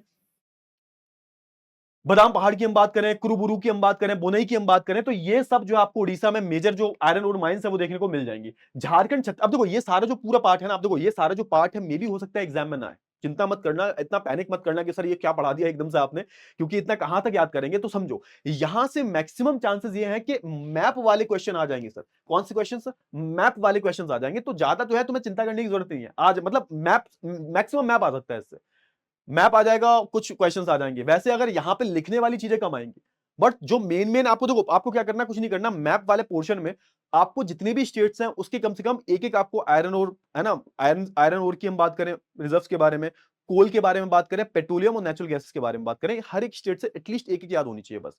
इससे ज्यादा ये नहीं पूछेगा एग्जाम में, तो इतना पैनिक करने की ना कोई जरूरत नहीं है। ठीक है, क्लियर हुआ? चलिए, इसके अलावा मैं झारखंड की बात करूं, छत्तीसगढ़ की बात करूं, तो यहां पर भी आपको काफी पुरानी जो है ना अच्छी खासी जो एक्सटेंसिव माइंस है वो देखने को मिलेंगी। झारखंड की हम बात करें, it is one of the India oldest iron ore mines. ठीक है सर।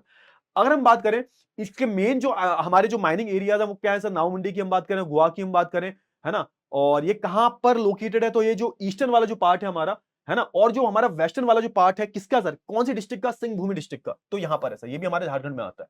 इसके अलावा बात करें हमारे पूरे जो आयरन आयरन ओर का जो बेल्ट है, ये पूरा कहां तक एक्सटेंडेड है, छत्तीसगढ़ तक पूरा। और आप देखोगे ये कौन कौन से एरियाज को कवर कर रहा है, तो आप देखोगे ये पूरा दंतेवाला पार्ट जो है, दुर्ग दंतेवाला है ना, बैला जिला की हम बात करें, दिल्ली की हम बात करें, राजहारा की हम बात करें, रजहारा की हम बात करें, यहाँ पर आपको अच्छा खासा जो है आयरन स्टील प्लांट्स भी देखने को मिल जाएंगे, क्योंकि यहाँ पे आसपास आपको क्या मिल रहा है, पूरा जो आपको सेटअप मिल गया है, पूरा इंफ्रास्ट्रक्चर है। तो यहाँ पे बहुत सारे आपको आयरन स्टील कंपनीज जो है वो देखने को मिलेंगी, जो यहाँ पर क्या करती हैं, तो यहाँ पर उनका काम ही यही है कि आयरन ओर से स्टील बनाना, ठीक है ना। फिर हम कर्नाटक और वेस्टर्न इंडिया की बात करें तो आप देखोगे कर्नाटका में आपको मेजर डिपॉजिट्स देखने को मिलते हैं कहां पर, तो हमारा जो संदूर हॉस्पिटल रीजन जो है कहां पर सर, बिल्लारी डिस्ट्रिक्ट में आता है। तो आप डिस्ट्रिक्ट का नाम याद कर लेना बस, है ना, बिल्लारी डिस्ट्रिक्ट की हम बात करें। फिर ये जो पूरे हमारे बाबा बुदान हिल्स है, इनका नाम जो बाबा बुदान के ऊपर रखा गया था, क्योंकि इन भाई साहब ने सबसे पहले क्या किया, तो कॉफी की खेती की थी, ठीक है। तो आप देखो बाबा बुदान हिल्स की बात करें। फिर हम कुंद्रेमुख की बात करें, जो हमारे किस कहां पर आता है कुंद्रेमुख, जो हमारे पूरे जो रिजर्व है कहां आते हैं, चिकमंगलुरु डिस्ट्रिक्ट में आता है, चिकमंगलुरु डिस्ट्रिक्ट में आते हैं, मंगलुरु, क्या अजीब सा नाम होते हैं, मंगलुरु, ठीक है, लुरु, ठीक है। चलो फिर आप देखोगे शिवमोगा की हम बात करें, शिवाओंगा, शिवामोंगा की बात करें हम, चित्रदुर्ग की हम बात करें, और तुमकारू की हम बात करें, तुमकाकुरु की, तुमाकुरु, तुमाकुरु, है ना, अजीब से नाम होते हैं इनके। तुमाकुरु की बात करें, चित्रदुर्ग की हम बात करें, शिव मोंगा की हम बात करें, ठीक है। तो ये हो गया हमारा, ठीक है। महाराष्ट्र की अगर हम बात करें तो आप देखोगे यहाँ पर आपको स्मॉलर डिपॉजिट्स देखने को मिलते हैं, कहां पर सर, चंद्रपुर वाली पूरी जो बेल्ट है, चंद्रपुर है ना, भंडारा और रत्नागिरी वाली जो बेल्ट है, डिस्ट्रिक्ट जो है आपको यहाँ पर आपको अच्छी खासी जो है रिजर्व दिखाई देंगे सर, ठीक है। फिर मैं सदर्न एंड कोस्टल की बात करूं, सदर्न एंड कोस्टल जो हमारे जो बहुत सारे जो हमारे स्टेट्स आ जाते हैं, जैसे आप देखोगे सदर्न की हम बात करें तो आप देखोगे साउथ में हमारा, फिर आप देखोगे ये जो तेलंगाना वाला पार्ट, पूरा पार्ट है तेलंगाना, जो पहले आंध्र प्रदेश का पार्ट हुआ करता था, यहाँ पे आपको करीमनगर की हम बात करें, करीमनगर और हमारा वारंगल की बात करें। और फिर आंध्र प्रदेश में आप देखोगे कुरनूल, है ना, कुदुपा की हम बात करें, अनंतपुर की हम बात करें, यहाँ पर मिल जाती है आपको माइंस। इसके अलावा देखो मेरा टीचर का, मैं बीइंग अ टीचर मेरा काम है पढ़ाना एक चीज को, तो वही मैं पढ़ा रहा हूँ। फिर आप देखोगे तमिलनाडु की मैं बात करूं, तमिलनाडु में आपको डिपॉजिट्स मिलते हैं, बिल्कुल मिलते हैं, सलेम और नीलगिरी डिस्ट्रिक्ट में मिल जाते हैं, है ना। गोवा की हम बात करें तो गोवा में भी आपको अच्छा खासा देखने को मिलेगा, है ना, सिग्निफिकेंट प्रोड्यूसर है और एक्सपोर्टर भी है सर आयरन ओर का, ठीक है ना, क्लियर हुआ, चलिए। और इसके इसका सबसे बड़ा बेनिफिट ये है क्योंकि ये कोस्टल रीजन्स पे है, तो एक तरीके से इसके बाद बेनिफिट है, कोस्टल एरिया पे है तो एक्सपोर्ट करने में ज्यादा दिक्कत नहीं होती है ना, तुरंत जो है जहाज लेके बाहर निकल जाते हैं, ठीक है सर। आप देखोगे मैंगनीज की हम बात कर लेते हैं, मैंगनीज भी it's a part of ferrous mineral, इसमें भी आयरन होता है। और देखोगे मैंगनीज का इस्तेमाल कब किया जाता है, तो आप देखोगे आयरन को मजबूती देने में, जब आयरन से स्टील बनाते हैं तब हम देखोगे हम मैंगनीज का इस्तेमाल करते हैं, 100 किलो मैंगनीज की इस्तेमाल होती है, 1 टन जो आयरन ओर जो होता है शायद उसको बनाने में आप देखोगे 100 किलो से ज्यादा मैंगनीज का इस्तेमाल किया जाता है। आप देखोगे कि ये भी एक बहुत ही इंपॉर्टेंट रॉ मटेरियल की तरह इस्तेमाल किया जाता है जब हम आयरन ओर को स्मेल्ट करते हैं, है ना, और उससे हम स्टील बना रहे होते हैं, क्यों, क्योंकि ये आयरन को और मजबूती देता है और स्टील को बनाने में इसका इस्तेमाल बहुत ज्यादा किया जाता है। मैंगनीज की हम बात करें वो आपको कहां मिलते हैं सर, आपको एक तरीके से आप देखोगे कि आपको जितनी भी हमारी जियोलॉजिकल फॉर्मेशन है, किसी भी टाइप की रॉक की हम बात करें कहीं भी आपको मिल सकता है। और आप देखोगे कि हाँ, फिर भी आप देखोगे मैक्सिमम जगह कहां पर मिलता है, तो आप देखोगे ये जो हमारा धारवाड़ सिस्टम ऑफ रॉक है यहां पर आपको देखने को मिलता है, लेकिन किसी भी ज्योग्राफिकल फॉर्मेशन में इसका फॉर्मेशन ज्योग्राफिकल जियोलॉजिकल सॉरी मैं कह रहा हूं ज्योग्राफिकल सॉरी, किसी भी जियोलॉजिकल फॉर्मेशन में ये आपको इसके डिपॉजिट्स जो है वो आपको देखने को मिल सकते हैं, लेकिन इंडिया की हम बात करें मैक्सिमम ये धारवाड़ सिस्टम में आपको देखने को मिलता है, ठीक है। एमपी और उड़ीसा की हम बात करें, ये लीडिंग प्रोड्यूसर है हमारे मैंगनीज के। मेजर अगर मैं माइंस की बात करूं तो आपको उड़ीसा वाले पार्ट में मिल जाती है, जो सेंट्रल वाला पार्ट है, जहां पर आपको आसपास आयरन ओर की बेल्ट मिलती है, ठीक है ना, क्लियर हुआ। इसके अलावा आप देखोगे कि आपको बोनई केंदुजूर की हम बात करें और सुंदरगढ़ की हम बात करें, गंगपुर की हम बात करें, कोरापुट, कालाहांडी और बोलानगिरी की हम बात करें, तो यहां पर आपको अच्छा खासा रिजर्व्स आपको देखने को मिल जाते हैं। आप देखोगे मैंगनीज की हम बात करें, ये आपको एमपी में भी देखने को मिलेगा, और एमपी में ये जो पूरा हमारा जो बालाघाट वाला जो पूरा पार्ट है ना, और चिंदवारा निमार की हम बात करें, मंडाला की हम बात करें, निमार मंडाला की हम बात करें, है ना, चिंदवारा की हम बात, चिंदवाड़ा हो गया हमारा, और निमार मंडाला हो गया हमारा, झाबुआ डिस्ट्रिक्ट हो गया हमारा, तो यहां पर आपको अच्छे खासे इसके झाबुआ डिस्ट्रिक्ट हमारा वहां पे पड़ता है, कहां पर सर, एमपी में, ठीक है ना, बहुत ज्यादा पिछड़ा हुआ एरिया है वैसे देखा जाए तो। आप देखोगे कर्नाटका की हम बात करें, ये भी एक तरीके से आप देखोगे मैंगनीज का प्रोड्यूसर है, ये भी अच्छा खासा यहाँ पे माइंस देखने को मिल जाती है ना। धारवाड़ वाला पार्ट हो गया, है ना, धारवाड़, वही धारवाड़ जहाँ पे धारवाड़ सिस्टम ऑफ रॉक को सबसे पहले डिस्कवर किया गया था, स्टडी किया गया था। बेल्लारी, है ना, बेलागवी की हम बात करें, जो नॉर्थ, है ना, जो हमारा जो पूरा जो हमारा चिकमंगलुरु डिस्ट्रिक्ट जो है इसकी हम बात करें, शिवामोगा की हम बात करें, है ना, चित्रदुर्ग की हम बात करें, तुमकरू की हम बात करें, तो यहाँ पर आपको देखने को, देखो जहां पर आपको समझो थोड़ा सा आपको एक सिमिलरिटी दिख रही होगी, जहां जहां पर आयरन ओर की माइंस है वहां पर आसपास ही आपको क्या देखने को मिल रहा है, मैंगनीज, क्योंकि मैंगनीज में भी वही प्रॉपर्टीज होती हैं, आयरन ओर्स की ही प्रॉपर्टीज होती हैं, ठीक है ना, क्लियर हुआ। अच्छा, आपके मन में एक सवाल आता होगा, सर ये क्या है, मतलब सब में अलग अलग प्रॉपर्टीज कैसी हैं, हाँ तो ऑब्वियस सी बात है, सब में अलग अलग डेफिनेट केमिकल प्रॉपर्टीज होती हैं। अब आप देखोगे अलग अलग हीट प्रेशर कंडीशन में ये करोड़ों करोड़ों सालों तक सस्टेन कर पाए हैं। तो इनका एक तरीके से जैसा जिसमें हीट और प्रेशर पड़ा, वैसे वैसे आप देखोगे इन्होंने अपना रूप ले लिया। इट इज लाइक दिस कि आप जिसके साथ रहोगे वैसे ही आपको जो है, आपको वैसे ही एक क्या होता है, आप जिसके साथ रहते हो उसका लिटरेचर आपके साथ होता है। आपका आप एक तरीके से आप जिसके साथ रह रहे हो, है ना, उसकी जो कंपनी होती है वो बहुत मैटर करती है। आप जिसके साथ रहो, अच्छे लोगों के साथ रहोगे तो अच्छे बन जाओगे, बुरे लोगों के साथ रहोगे बुरे बन जाओगे। तो आप देखोगे कि आपको किन परिस्थितियों में, है ना, एक तरीके से आपको, मैं कैसे बताऊं, थोड़ा सा एक्सप्लेन करूं मैं।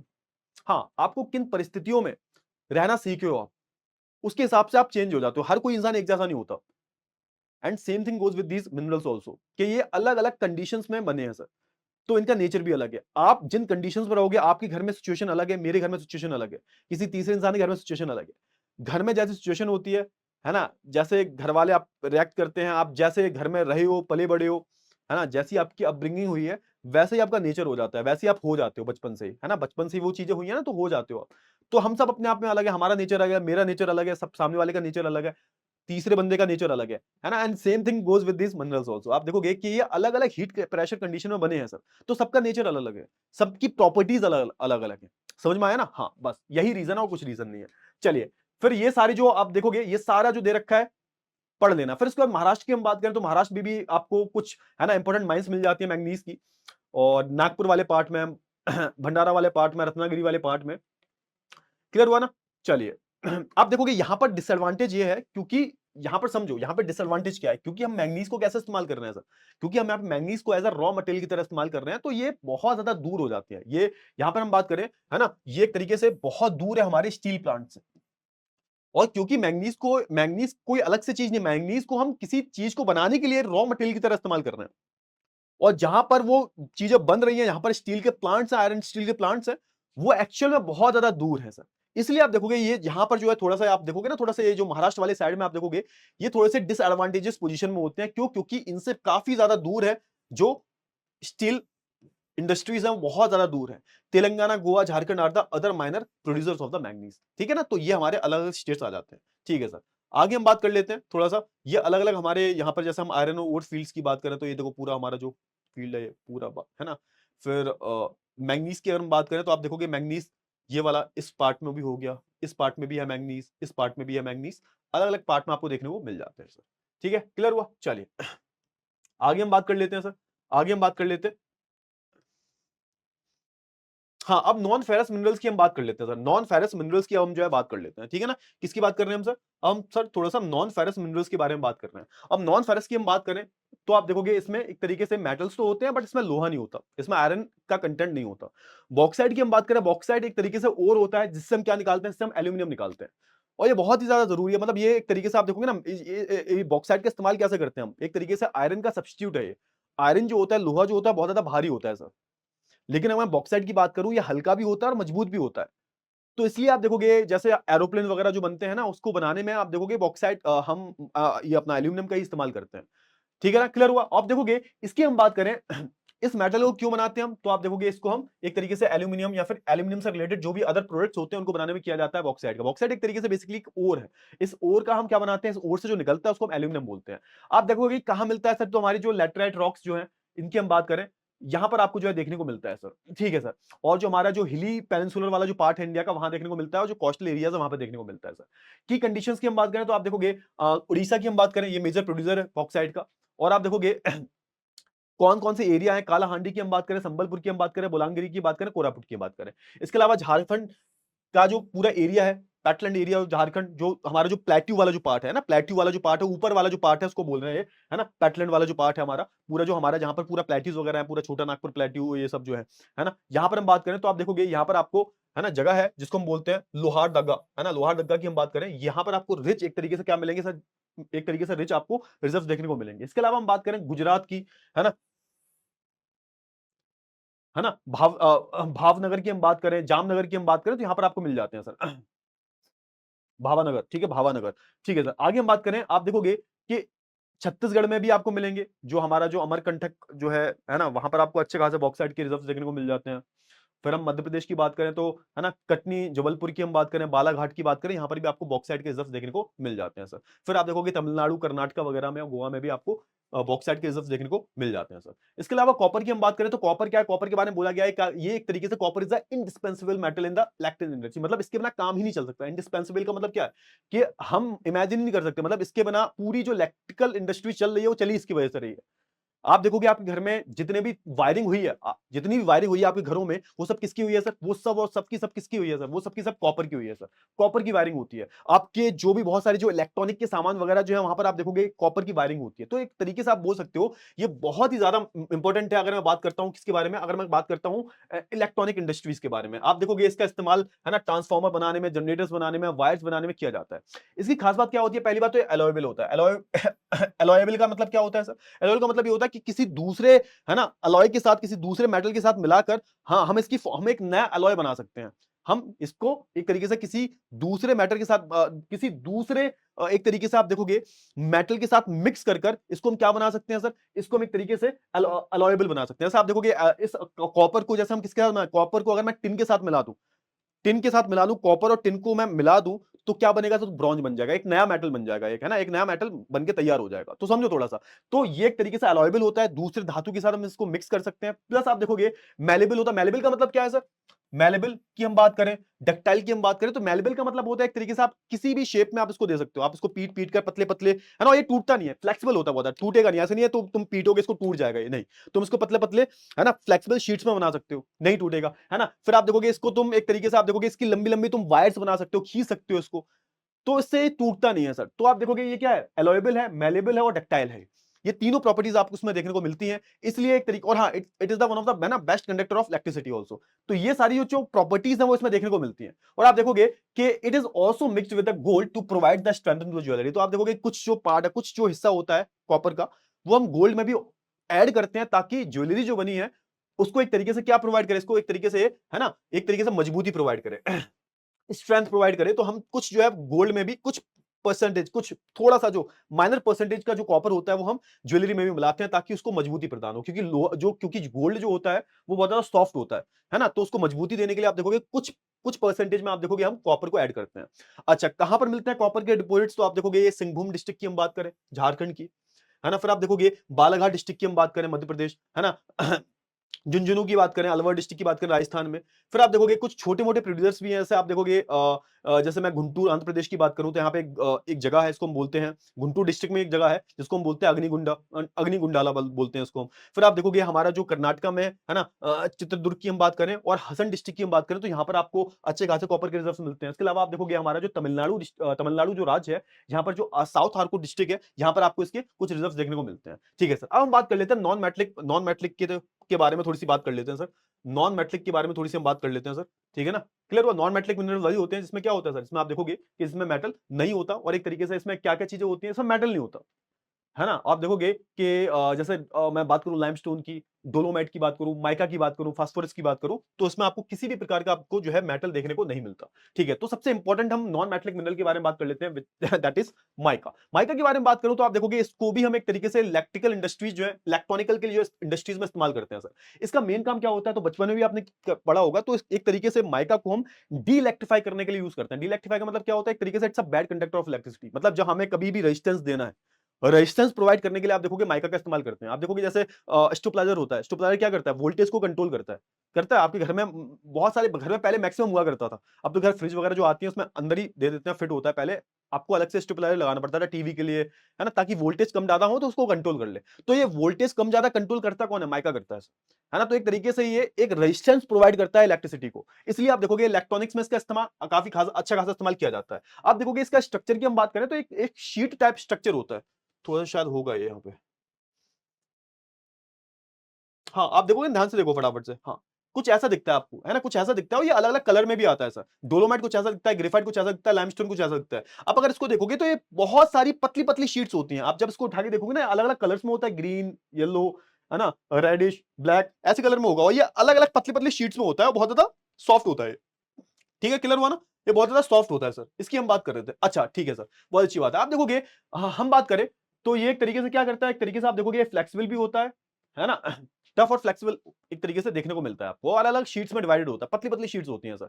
आप देखोगे इंडिया की हम बात करें तो इंडिया में आप देखोगे झारखंड, आंध्र प्रदेश, तेलंगाना, राजस्थान, है ना, उसके बाद आप देखोगे तमिलनाडु वगैरह, वेस्ट बंगाल वगैरह, मध्य प्रदेश वगैरह आ जाते हैं। तमिल सबसे अच्छी क्वालिटी का माइका कहां देखने को मिलता है? सबसे अच्छी क्वालिटी का माइका आपको देखने को मिलता है झारखंड में, है ना। अच्छी खासी बेल्ट है यहाँ पे, एक प्रॉपर तरीके से आप देखोगे 150 किलोमीटर, है ना, 22 किलोमीटर लंबी चौड़ी की हम बात करें, आपको लेंथ देखने को मिल जाती है।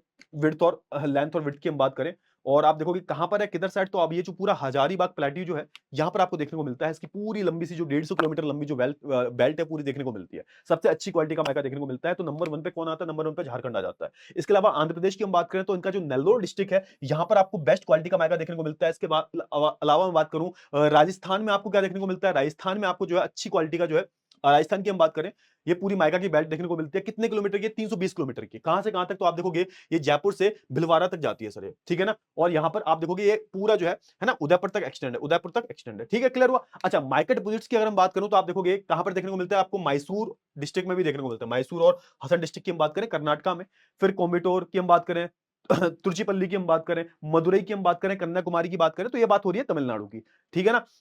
फिर केरला में बात करें तो केरला में एलएफपी करके जगह है, वहां पर आपको देखने को मिल जाता है। रत्नागिरी की हम बात करें, ये महाराष्ट्र में आपको देखने को मिल जाती है। फिर आप देखोगे वेस्ट बंगाल में आपको, है ना, पुरुलिया और बंकुरा में आपको देखने को मिल जाते हैं, ठीक है। तो देखो ये सारी चीजें होगी, देखो सबको याद करने की जरूरत नहीं है, सबको बिल्कुल भी याद करने की जरूरत नहीं है। बस आपको हर एक स्टेट में एक एक माइन पता होनी चाहिए, एक रिजर्व पता होना चाहिए, चाहे वो माइका का हो, चाहे वो कोल का हो, चाहे वो पेट्रोलियम का हो, चाहे वो किसी का भी हो, एक का पता होना चाहिए, ठीक है, क्लियर हुआ। चलिए, तो यहां पर आपको कॉपर और बॉक्साइट के जो रिजर्व दे रखे हैं वो दे रखे हैं। जब आपको पीडीएफ मिल जाए तो आप इसमें देख सकते हो। बाकी जो मैप वाला जब मैं काम करवाऊंगा, मैप वर्क करवाऊंगा, उसमें सारी चीजें कवर हो जाएंगी। मैप वाले वर्क में आपको सारी चीजें कवर मिल जाएंगी, ठीक है ना, क्लियर हुआ। चलिए, ये सारी चीजें हो गई, बहुत बढ़िया, बहुत ही बढ़िया, बहुत ही बढ़िया। अब हम बात कर लेते हैं बहुत ही इंपॉर्टेंट टॉपिक के बारे में, दैट इज देखो हमारे एक टॉपिक कंप्लीट हो गया, है ना, हमारा जो एक टॉपिक था वो कंप्लीट हो गया। अब हम बात कर रहे हैं एनर्जी रिसोर्सेज के बारे में। ये भी छोटा सा टॉपिक है, ज्यादा बड़ा टॉपिक नहीं है। अब एनर्जी रिसोर्स की देखो, एनर्जी होती क्या है ना, जो भी आप काम करते हो, है ना, द वर्क डन, जो भी वर्क डन किया आपने, जो भी काम किया, what ever work done by you is called energy. आप देखोगे कोई भी अगर आप काम करते हो, कोई भी आप वर्क डन करते हो, आप यहां से लेके यहां तक चल भी दिया, जैसे मैं यहां से लेके यहां तक चल भी दिया, तो कहीं ना कहीं आपने काम किया, वर्क किया नहीं किया, है ना। साइंस में तो ऐसे ही पढ़ते हो ना, कोई भी काम किया और इसके लिए क्या लगती है सर? इसके लिए एनर्जी लगती है। आपको भी तो एनर्जी चाहिए ना, आपको भी एनर्जी चाहिए कुछ कुछ करने के लिए, है ना, कुछ भी एक्टिविटी करने। आप बोलते हो कभी कभी थक जाते हो बहुत ज्यादा कि भाई एनर्जी नहीं बची, कुछ काम नहीं हो रहा, तो सिंपल सी बात है, काम करने के लिए, कोई भी आपको वर्क डन करना है, उसके लिए आपको एनर्जी चाहिए चाहिए। तो यहां पर हम उसी की बात कर रहे हैं, एनर्जी रिसोर्सेज की। आप देखोगे एनर्जी रिसोर्सेज की बात करें तो आप देखोगे यहां पर बात आती है किसकी? पावर जनरेशन के बारे में, कि आपको एनर्जी के लिए चाहिए क्या? पावर। आप देखोगे आपकी जो बाइक है, आपकी जो स्कूटी है, आपकी जो कार है ना, ट्रैक्टर है, जो भी आप, जो भी एक्सवाइजेड जो भी है सर, आपके घर में जो लाइट्स वगैरह जो हैं जल रही हैं, ये किससे चल रही है? एनर्जी से सर। एनर्जी से चलती है, नहीं चलती है? आपकी जो बाइक है विदाउट पेट्रोल चल सकती है, आपकी स्कूटी विदाउट पेट्रोल, विदाउट, है ना, बैटरी चल सकती है। बैटरी को चार्ज करने के लिए भी एनर्जी चाहिए होती है हमें, समझो थोड़ा सा। तो आप देखोगे कि मिनरल फ्यूल्स, है ना, अब समझो यहाँ पे एनर्जी की हम बात करते हैं तो इसमें आते हैं हमारे बहुत सारे मिनरल फ्यूल्स। मिनरल फ्यूल्स में क्या आते हैं हमारे? तो हमारा कोयला आता है सर, कोल आ जाता है हमारा, हमारा पेट्रोलियम आ जाते हैं, नेचुरल गैसेस आ जाती हैं। और आप देखोगे एनर्जी सोर्सेज की हम बात करें तो ये भी दो तरह की है। एक तो आपने पढ़ा होगा, बचपन से पढ़ते आ रहे हो, है ना, एक तो होता है हमारा कन्वेंशनल सोर्स ऑफ एनर्जी और दूसरा होता है हमारा non conventional source of energy. अगर मैं कन्वेंशनल सोर्स ऑफ एनर्जी की हम बात करें तो ये कैसे टाइप की एनर्जी है? जैसे आप देखोगे एग्जॉस्टिबल, ये एक तरीके से एग्जॉस्टिबल टाइप ऑफ एनर्जी है। इसमें हमारा क्या आता है सर? इसमें आप देखोगे हमारा कोल आता है सर, कोल, है ना, फिर आप देखोगे पेट्रोलियम आता है सर, पेट्रोलियम आता है सर, फिर आप देखोगे क्या आता है सर, फिर आप देखोगे नेचुरल गैसेस आती है हमारी, है ना। ये क्या है सर? ये सारा का सारी जो चीजें हैं क्या है सर? ये सारी की सारी जो चीजें हैं ये एग्जॉस्टेबल है सर। एक बारी खत्म हो गई तो खत्म हो गई सर, ये दोबारा आप इसको जो है रीजनरेट नहीं कर सकते, रिप्लेनिशेबल नहीं है, रिप्लेनिश नहीं कर सकते। फिर दूसरी तरफ आती है हमारी क्या? Non conventional source of energy. अगर मैं non conventional source of energy के बारे में बात करूं तो ये कुछ ऐसी एनर्जीज हैं जिनका हमने इस्तेमाल बहुत पहले करना शुरू नहीं किया, अभी अभी करना शुरू किया है, इसलिए हम इसको नॉन कन्वेंशनल बोल रहे हैं। और याद रखो कि इसमें अभी बहुत सारी एक तरीके से आप देखोगे ना, बहुत सारा वैक्यूम है इसमें, अभी हम इसको फुल पोटेंशियल पे यूज नहीं कर पाए हैं। जैसे हम अभी बात करते हैं कि जैसे हम सोलर एनर्जी की बात करते हैं, आपने देखा सर सोलर प्लेट्स तो बना दी हमने, सोलर प्लेट्स बना दिए सर, हाँ बिल्कुल बना दिए, लेकिन एक्चुअल में तुम्हें पता नहीं है कि हम वो जो सोलर एनर्जी है ना उसको 1% भी यूज नहीं कर पाए हैं। 1% तो बहुत ज्यादा बता दिया मैंने। अभी बहुत सारी जो डिस्कवरीज हैं, बहुत सारी इन्वेंशन हैं, बहुत सारी टेक्नोलॉजी बाकी है, तब जाकर हम जो है उसको फुल पोटेंशियल पे यूज कर पाएंगे। तो अभी हम इसको यूज कर रहे हैं और फ्यूचर में हम यूज करेंगे, जब ये सब खत्म हो जाएगा तब हमें उस पर ही रिलाई करना पड़ेगा, है ना। ये कभी खत्म नहीं हो सकती, तभी तो बोलते हैं non conventional. Non conventional source of energy is type of renewable source of energy, इसको हम बार बार रिन्यू कर सकते हैं। सूरज डेली निकलेगा, हवा डेली चलेगी, है ना, पानी भी फ्लो करता रहेगा। तो आप देखोगे ये क्या है, हमारी रिन्यूएबल सोर्स ऑफ एनर्जी है। ये क्या है सर, ये सारी की सारी हमारी जो है non renewable source of energy है सर। इसमें हमारा कोल, पेट्रोलियम और नेचुरल गैसेस वगैरह आती हैं। They all are the part of fossil fuels. और इनका फॉर्मेशन हुआ कैसे है सर, इनका फॉर्मेशन कैसे हुआ है भाई, जो ऑर्गेनिक मैटर जो था, है ना, जब एक तरीके से जब ये जमीन में दफन हो गया, अलग अलग हीट और प्रेशर कंडीशन में आप देखोगे इनका फॉर्मेशन हुआ है। सिंपल सी बात है, क्लियर हुआ ना। चलिए बहुत ही बढ़िया, बहुत ही बढ़िया। आगे हम बात कर लेते हैं। सबसे पहले इसमें सबसे इंपॉर्टेंट एनर्जी के बारे सबसे पहले हम सबसे important one of the source of energy के बारे में बात करते हैं, कोल। कोल की हम बात करें, आप देखोगे बहुत ही इंपॉर्टेंट हमारा एक मिनरल रिसोर्स है, मिनरल एनर्जी रिसोर्स है। और आप देखोगे कि इसका इस्तेमाल हम क्यों करते हैं सर, इसका इस्तेमाल एक तरीके से हम थर्मल पावर को जनरेट करने के लिए करते हैं, यानी कि हम इसका इस्तेमाल इलेक्ट्रिसिटी प्रोवाइड करने के लिए करते हैं, इलेक्ट्रिसिटी के लिए करते हैं। आप देखोगे बहुत सारे घरों में इस्तेमाल किया जाता है ये, है ना। या फिर सबसे ज्यादा इस्तेमाल आप देखोगे, है ना, आयरन ओर को स्मेल्ट करने के लिए। आप देखोगे मैंने बोला था कि आपको आयरन ओर मिलता है और वो एक तरीके से बहुत ज्यादा, है ना, सॉलिड फॉर्म में मिलता है। उसको आपको पिघलाना पड़ता है, मेल्ट करना पड़ता है। उसके लिए आप देखोगे हीट चाहिए होती है। हीट कौन देता है सर, हीट कौन देता है, अच्छी क्वालिटी की जो हीट होता है वो अच्छी क्वालिटी का कोयला देता है। तो कहीं ना कहीं आयरन और इंडस्ट्री में आपको, है ना, एक तरीके से आप देखोगे कोल का बहुत बड़ा कंट्रीब्यूशन मिलेगा। तभी यहां पे बोला गया है कि हमारे इंडिया में जो ईस्टर्न वाला जो पार्ट है वहां पे बहुत ज्यादा वो एडवांटेजियस पार्ट है। वहां पे सबसे ज्यादा आपको स्टील प्लांट देखने को मिलते हैं। क्यों, क्योंकि वहां पर आपको मैग्नीज भी मिल जाता है, वहां पे आपको कोल भी मिल जाता है और वहां पे आपको आयरन ओर भी मिल जाता है। तो पास पास हर जगह है तो कॉस्ट बच जाती है, तो एडवांटेज है सर ये। ठीक है, क्लियर हुआ ना। चलिए आप देखोगे कि यहां पर आप देखोगे कि एक तरीके से कि जो कोल का फॉर्मेशन हुआ है वो एक तरीके से मेनली टू जियोलॉजिकल एजेस में हुआ है। अब समझो कि वैसे तो हमने कोल को दो अलग अलग तरीकों से डिवाइड कर रखा है ऑन द बेसिस ऑफ, दो अलग अलग बेसिस पे डिवाइड कर रखा है on the basis of quality, जिसमें आप देखोगे बिटुमिनस, लिग्नाइट, पीट, ये सब कोयला आ जाता है ना, एंथ्रासाइट, ये सब जो कोयला है वो आ जाता है on the basis of their quality. Quality के बेसिस पे बात करें कि कैसी क्वालिटी का कोयला है। On the basis of time, on the basis of geological ages, तो आपको दो तरह का कोयला मिलता है। तो आपने क्लास 10th में भी पढ़ा था, क्लास 10th में पढ़ा था आपने, हाँ। तो क्लास 10th में आपने यही पढ़ा था sir, on the basis of the geological age. Gondwana कोयला होता है, टर्शियरी कोयला होता है। गोंडवाना की हम बात करें तो ये 250 मिलियन साल पुराना कोयला, भाई बहुत पुराना कोयला, मतलब 250 मिलियन साल, बहुत 25 करोड़ साल पुराना कोयला है। अगर मैं बात करूं टर्शियरी कोयला, ये बहुत ही नया कोयला है सर। ये आपका होगा लगभग लगभग 15 से 20 मिलियन साल पुराना जो है कोयला होगा सर। तो एक तरीके से एजेस का डिफरेंस है। Obviously old is gold. तो आप देखोगे जो गोंडवाना कोयला होता है वो बहुत ही अच्छी क्वालिटी का होता है। इसकी हम बात करें, इसकी एक तरीके से जो है ना हीटिंग कैपेसिटी जो होती है बहुत अच्छी होती है। अच्छा ये हीट होता है, हीट जनरेट अच्छी करता है। तो ये सारे जो कोयले हैं वो आपको देखने को मिल जाते हैं, टर्शियरी और गोंडवाना दोनों। 80% जो हमारा कोयला है वो आपको क्या देखने को मिलता है, वो एक तरीके से किस क्वालिटी का देखने को मिलता है, बिटुमिनस, जो कि बीच की क्वालिटी होती है, बहुत अच्छी नहीं होती। सबसे अच्छी कौन सी होती है सर, आप देखोगे सबसे अच्छी क्या होती है, सबसे अच्छी एक तरीके से आप देखोगे कि एक तरीके से सबसे अच्छी देखने को मिलती है हमें, वो क्या बोलते हैं यार, ये क्या बोलते हैं इसको, ये एंथ्रासाइट। एंथ्रासाइट का कोयला बहुत कम है हमारे हमारे देश में नहीं है। आप देखोगे बिटुमिनस टाइप कोयला है। और आप देखोगे ये क्या है, नॉन कोकिंग ग्रेड का कोयला होता है सर। आप देखोगे इसको नॉन कोकिंग ग्रेड का कोयला क्यों बोला जाता है, नॉन कोकिंग ग्रेड का कोयला क्यों बोला जाता है, क्योंकि इस कोयले का जो इस्तेमाल है ना, आप देखोगे मैक्सिमम इंडस्ट्रीज में किया जाता है सर, है ना, इंडस्ट्रीज वगैरह में किया जाता है। आप देखोगे ये मैक्सिमम जो कोयला है इसको आप देखोगे कहीं ना कहीं आप देखोगे ना, इससे हम कहीं ना कहीं आप देखोगे इससे हम इलेक्ट्रिसिटी वगैरह प्रोड्यूस करते हैं, इलेक्ट्रिसिटी वगैरह प्रोड्यूस करते हैं। और इसकी हीटिंग कैपेसिटी उतनी ज्यादा अच्छी नहीं होती जितनी होनी चाहिए। तो ये क्या है सर, ये एक तरीके से आप देखोगे हमारा नॉन कोकिंग ग्रेड का कोयला बोला जाता है। ठीक है सर, आगे हम बात करें, आप देखोगे जो most important Gondwana coal field जो है आपको इंडिया में कहां देखने को मिलता है, क्योंकि गोंडवाना वाला पार्ट है तो ऑब्वियस सी बात है कौन सा वाला पार्ट होगा, नीचे वाला पार्ट, है ना, ये वाला पार्ट, है ना, ये पूरा, है ना। आप देखोगे हमारा पूरा जो दामोदर वैली है ना, यहाँ पर देखने को मिलेगा। झारखंड बंगाल की हम बात करें, प्रॉपर इधर देखने को मिलता है। इसके अलावा आप देखोगे हमारा रानीगंज, झारिया, पूरा झारखंड छत्तीसगढ़ वाला पार्ट है ना, झारखंड छत्तीसगढ़ और उड़ीसा वाला, रानीगंज, झारिया, बोकारो, है ना, गिरिडीह की हम बात करें, करणपुरा की हम बात करें, ये सब। सबसे बड़ा जो हमारा कोल रिजर्व है वो कौन सा है सर, आप देखो कोल फील्ड की हम बात करें वो हमारा क्या है सर, झारिया, है ना, है ना। उसके बाद आप देखोगे रानीगंज आता है। ये कहां पर है सर, ये बंगाल में हमारा। ठीक है सर।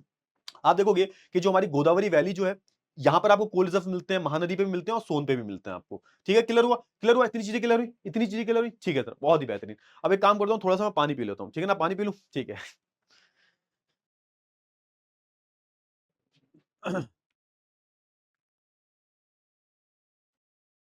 चलिए तो आगे बढ़े, आगे बढ़े। आई होप आपको सारी जो चीजें हैं बहुत अच्छे से क्लियर हो गई होंगी। तो एक काम करता हूँ, थोड़ा सा रिवाइज करवा देता हूँ एक बारी कि भाई ये जो कोल है एक तरीके से कहाँ मिलता है, एक बारी थोड़ा सा देख लेते हैं। कोल जो है एक तरीके से आप देखोगे, ये जो कोल होता है हमारा वो एक तरीके से कहाँ पर ज्यादा मिलता है, तो आप देखोगे हमारा जो पूरा झारखंड और बंगाल वाला पार्ट है, छत्तीसगढ़ वाला जो पार्ट है, यहाँ पर उड़ीसा वाला जो पूरा पार्ट है, पूरा जो ईस्टर्न वाली जो बेल्ट है, यहाँ पर आपको अच्छे खासा कोल देखने को मिलता है। किस टाइप का कोल होता है सर? बिटुमिनस कोल होता है सर। 80% आपको बिटुमिनस टाइप का कोल मिलेगा और ये कैसा है सर? नॉन कोकिंग ग्रेड का। नॉन कोकिंग का सिंपल सा मतलब है ये बहुत अच्छी ग्रेड का कोयला नहीं होता।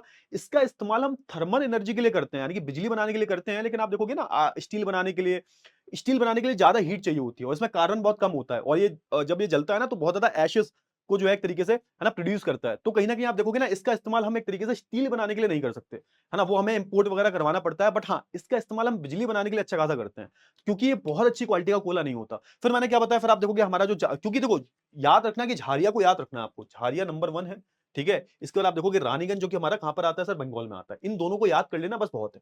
क्लियर हुआ? चलिए आगे बढ़ लेते हैं भाई, और आगे हम बात कर लेते हैं फिर किसके बारे में? Conservation conservation source of energy. Conservation source of energy में आप देखोगे हमने पहली बात तो कंजर्वेशन सोर्स ऑफ एनर्जी की हम बात करें, कन्वेंशनल सोर्स ऑफ एनर्जी। अरे एक मिनट थोड़ा सा गलत दिखा हुआ, कोई बात नहीं। उम, ये कन्वेंशनल सोर्स ऑफ एनर्जी लिख लेना बेटा उसको, है ना। कन्वेंशनल सोर्स ऑफ एनर्जी लिखने में गलत लिखा हुआ है, थोड़ा सा करेक्ट कर लेना इसको, है ना। कन्वेंशनल सोर्स ऑफ एनर्जी होगा, कन्वेंशनल सोर्स ऑफ एनर्जी, है ना। तो थोड़ा सा मैंने देख नहीं पाया ऊपर लिख लेना, गलत लिखा हुआ है, ठीक है ना। तो कन्वेंशनल सोर्स ऑफ एनर्जी लिखा हुआ है, कोई बात नहीं।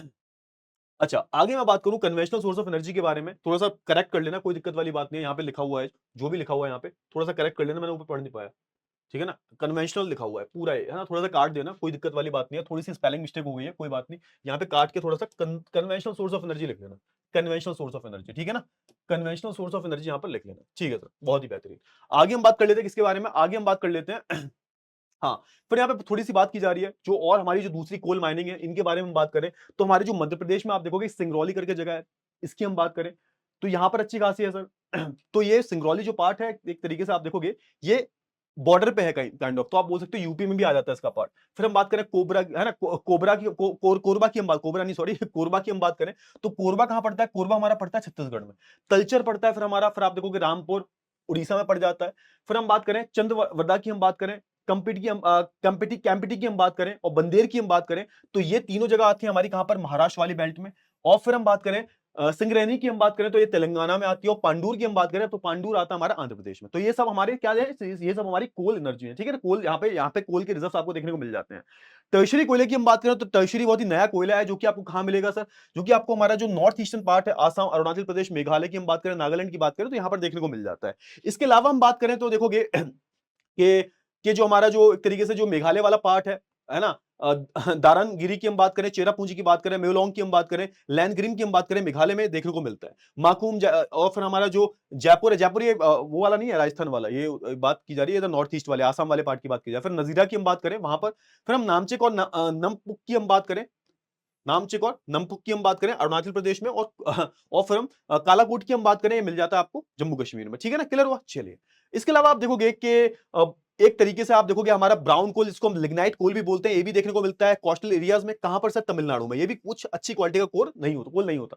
पुडुचेरी, गुजरात और जम्मू कश्मीर में आपको एक तरीके से लिग्नाइट टाइप का कोल देखने को मिल जाएगा सर, है ना। क्लियर हुआ? चलिए, बहुत अच्छी बात है। यहाँ पे थोड़ा सा काट लेना भाई, कन्वेंशनल सोर्स ऑफ एनर्जी लिखा हुआ है, देख नहीं पाया मैंने, कोई बात नहीं, ठीक है सर। अच्छा, आप देखोगे कि यहाँ पे किसकी बात की जा रही है? हाँ, पेट्रोलियम की बात की जा रही है। बेसिकली किसकी बात की जा रही है?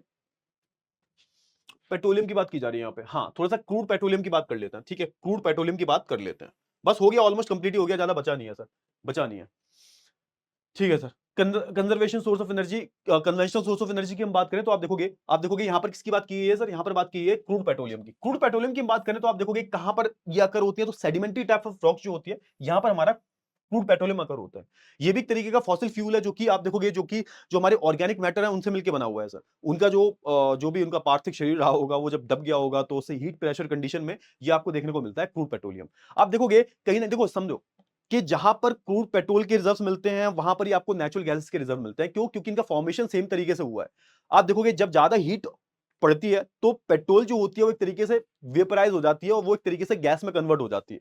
आपको एक ही जगह पर जो है पेट्रोल और क्रूड ऑयल के जो है रिजर्व्स देखने को मिलते हैं, ठीक है। एक ही जैसा जो जब ज्यादा हीट और प्रेशर लगता है, तब वो एक तरीके से आप देखोगे उसका जो पेट्रोलियम जो है उसका फॉर्मेशन चेंज होने लगता है, वो नेचुरल गैस में कन्वर्ट हो जाती है। तो इन दोनों के जो रिजर्व्स हैं वो एक तरीके से एक जगह पर ही देखने को मिलते हैं। जहां पर आपको ऑयल के रिजर्व देखने को मिलेंगे, वहीं पर आपको जो है ये नेचुरल गैस के रिजर्व देखने को मिलेंगे, ठीक है ना। आप देखोगे हमारा नेचुरल गैस कमीशन जो इंडिया का है, उसको सेटअप किया गया था 1956 में एक्सप्लोरेशन के लिए, है ना। सबसे पहले तो सबसे पुराना क्या था, 1956 से पहले पहले सिर्फ एक ही था हमारे पास, दिग्बोई, आसाम में, है ना। यही एक लौता था, वन ऑफ द ओनली, है ना, producing region in entire India. इसके बाद आप देखोगे एक्सप्लोरेशन शुरू हुई, इसके बाद आप देखोगे हमें मुंबई हाई मिल गया, है ना। मुंबई हाई की हम बात करें तो ये मुंबई से करीबन 150-160 किलोमीटर दूर है सर। फिर आप देखोगे आसाम की हम बात करें तो आसाम में दिग्बोई, नाहरकटिया की हम बात करें, मुरान की हम बात करें, तो यहाँ पर आपको ऑयल और नेचुरल गैस के रिजर्व मिलते हैं। इसके अलावा हम बात करें, फिर जब ये एक्सप्लोरेशन शुरू हुई तो हमें और नए नए रिजर्व मिले, जैसे आप देखोगे रिसेंट ईयर्स में हम बात करें तो गुजरात में, है ना, अंकलेश्वर की हम बात करें, कालोल, महसाना, है ना, नवगाम की हम बात करें, कोसामा की हम बात करें, लुनेज की हम बात करें, तो यहां पर मिलते हैं। इसके अलावा सबसे बड़ा रिजर्व कौन सा, तो मुंबई है, 160 किलोमीटर, एक तरीके से ऑफशोर वाला पार्ट में जो हमारा सी वाला पार्ट है अरेबियन सी में, उस पार्ट में पड़ता है। ये 1973 में डिस्कवर हुआ था, ये बहुत बड़ा ब्रेक थ्रू था। क्यों? क्योंकि ये सबसे बड़ा, अभी तक का सबसे बड़ा रिजर्व था सर ये। क्लियर हुआ ना। चलिए आप देखोगे 1976 से प्रोडक्शन शुरू हो गया। ऑयल एंड नेचुरल गैसेस की हम बात करें, यहां पर भी आपको देखने को मिलती है ना, आपको बड़े बड़े, है ना, कृष्णा गोदावरी और कावेरी बेसिन में भी बड़े बड़े पेट्रोल के कुएं वगैरह देखने को मिल जाते हैं सर। क्लियर हुआ। चलिए आप देखोगे, इसके अलावा मैं बात करूं, जो ऑयल को निकाला जाता है सर, ऑयल को जो निकाला जाता है एक तरीके से कुओं से, oil extracted from the wells is crude oil and contains many impurities. अब होता क्या, अब यहां पे एक चीज होती है, समझो कि बहुत बड़े बड़े हमारे रिजर्व्स हैं पेट्रोलियम के, जब बहुत बड़े बड़े रिजर्व्स हैं, जब उनसे पेट्रोल निकाला जाता है तो इसमें बहुत सारी इंप्योरिटीज होती है, बहुत नॉर्मल होता है सर, है ना। अब देखोगे इसीलिए बहुत सारी रिफाइनरीज बनाई जाती है। रिफाइनरीज का काम ही क्या होता है, रिफाइन करना, उस पेट्रोल को, उस कच्चे तेल को रिफाइन करना। अब ये रिफाइन कैसे किया जाता है सर, पेट्रोल को रिफाइन कैसे किया जाता है, तो उसका बहुत बड़ा प्रोसेस होता है। ये काम कहां होता है सर, रिफाइनरीज में होता है, समझो। तो एक तरफ हमारे क्या, एक तरफ हमारे पास बहुत सारे बड़े बड़े रिजर्व्स हैं, किसके सर, पेट्रोलियम के। इसको रिफाइन किया जाएगा कहां पर सर, इसको रिफाइन किया जाएगा हमारी रिफाइनरी में। अब यहां पे बोला ये जा रहा है कि आप देखोगे कि हम इसको डायरेक्टली यूज नहीं कर सकते, इसको डायरेक्टली हम यूज नहीं कर सकते, इसको रिफाइन करना पड़ता है। आप देखोगे अलग अलग हीट में हम इसको क्या करते हैं सर, बॉईल करते हैं, आप देखोगे। और जब हम अलग अलग हीट में इसको बॉईल करते हैं तो अलग अलग प्रोडक्ट्स निकलते हैं। आप देखोगे पेट्रोलियम से हमें पेट्रोल मिलता है, कैरोसिन भी उससे ही मिलता है, डीजल भी उससे ही मिलता है हमें, है ना, लुब्रिकेंट भी उससे ही मिलता है। तो अलग अलग प्रोडक्ट्स जो होते हैं वो हमें, आप देखोगे, इस पेट्रोलियम से देखने को मिलते हैं। आप देखोगे कि there are two types of refineries. Refineries की हम बात करें, दो तरह की होती है, एक तो फील्ड बेस्ड रिफाइनरीज होती है, एक मार्केट बेस्ड। फील्ड बेस्ड में क्या होता है, फील्ड बेस्ड में होता है कि जहां पर रिजर्व है ना, उसी के आसपास आपको क्या देखने को मिलती है, उसी के आसपास आपको रिफाइनरी देखने को मिलती है। और एक होता है भाई मार्केट बेस्ड। मार्केट बेस्ड में क्या होता है कि भाई आपका फील्ड कहीं और है, जैसे हम बात करें मुंबई हाई की, मुंबई हाई की हम बात करें तो यहां पर आपको क्या, यहां पर आपको एक मुंबई हाई में रिजर्व है 160 किलोमीटर। फिर आपका देखोगे ये, फिर आपका जो हमारा जामनगर जो है, जामनगर में आप पूरी रिफाइनरी मिलेगी आपको। तो जहां पर मार्केट आसपास होता है, वहां पर ये लोग क्या लगाते हैं, वहां पर ये लोग अपनी रिफाइनरी लगाते हैं। तो ये दो तरह के हैं, या तो जहां पर रिजर्व होंगे वहां पर आपको देखने को मिलती है, या फिर जो जहां मार्केट प्लेस होगा वहां पर आपको ये रिफाइनरीज देखने को मिलती है ना। दिग्बोई इज एन एग्जांपल, है ना, field based, and Barauni is an example of market based. तो दोनों में बताया गया, बरौनी की हम बात करें ये हमारा मार्केट बेस्ड है, और फिर हम आसाम में बात करें दिग्बोई की तो ये हमारा फील्ड बेस्ड है, क्योंकि उधर कोई हमारा आसपास क्या नहीं, आसपास आप देखोगे कोई भी हमारा एक तरीके से रिजर्व आपको रिफाइनरी देखने को नहीं मिलती, है ना। रिफाइन होने के लिए आप देखोगे इधर साइड आते हैं, इधर हमारे जो इधर बिहार वाला जो पोर्शन है, बिहार यूपी वाला जो पोर्शन है, यहाँ पे आपको कई सारी रिफाइनरीज देखने को मिलती है। क्लियर हुआ। चलिए बहुत अच्छी बात है बहुत ही बढ़िया।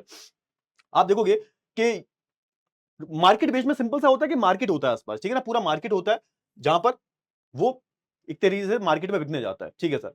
बहुत अच्छी बात है। आप देखोगे अगर मैं देखो ये सब आपको, ये आई होप आपको ये चीजें क्लियर हो गई होंगी, है ना, ठीक है। अब जैसे दिग्बोई की हम बात करें तो दिग्बोई में जो आपको रिफाइनरी देखने को मिलती है, तो जहां पर रिजर्व्स हैं वहां पर ही आपको रिफाइनरी देखने को मिल रही है। लेकिन हाँ, बरौनी की हम बात करें, बरौनी में आपको कोई रिजर्व नहीं मिलते, बरौनी में आपको जो है कोई भी एक तरीके से पेट्रोल का रिजर्व नहीं मिलता। कंफ्यूज मत होना, बरौनी में आपको कोई रिजर्व नहीं मिलते, ये एक तरीके से मार्केट बेस्ड है सर। बाहर से पाइपलाइन के थ्रू आप देखोगे, बड़ी दूर दूर से आप देखोगे, है ना, जैसे हम बात करें दिग्बोई से, है ना, हम बात करें मुंबई हाई से, हम बात करें ये जो है गुजरात से, क्या आता है, पाइपलाइन के थ्रू आप देखोगे बहुत सारा जो कच्चा तेल है वो यहां पर आता है और इसको फिर रिफाइन किया जाता है, इसलिए इसको मार्केट बेस्ड बोला गया है, ठीक है ना, आसपास मार्केट होता है इसमें।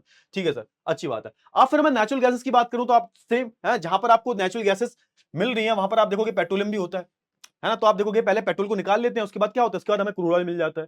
क्रूड ऑयल की हम बात करें, इसको बहुत घर में आप देखोगे जलाने के लिए इस्तेमाल किया जाता है। जैसे मैक्सिमम जो हाउसेस होते हैं, है ना, हाउस होल्ड्स की हम बात करें, यूज करते हैं। प्लस प्लस आप देखोगे जो सीएनजी गैसेस वगैरह जो होती हैं उसका एज फ्यूल इस्तेमाल किया जाता है। इलेक्ट्रिसिटी को जनरेट करने के लिए इस्तेमाल किया जाता है। हीटिंग के लिए बेसिकली हम इस्तेमाल करते हैं किसको भाई, नेचुरल गैसेस को। आप देखोगे हमें सीएनजी पीएनजी वगैरह जो सारी जो गैसेस हैं वो आपको देखने को मिलती हैं सर, ठीक है सर, बहुत अच्छी बात है। कुकिंग फ्यूल जो होता है हमारा, और हम अगर मैं सीएनजी की बात करूं ये हमें देखने को मिलती है ना, ट्रांसपोर्टेशन में, ठीक है सर।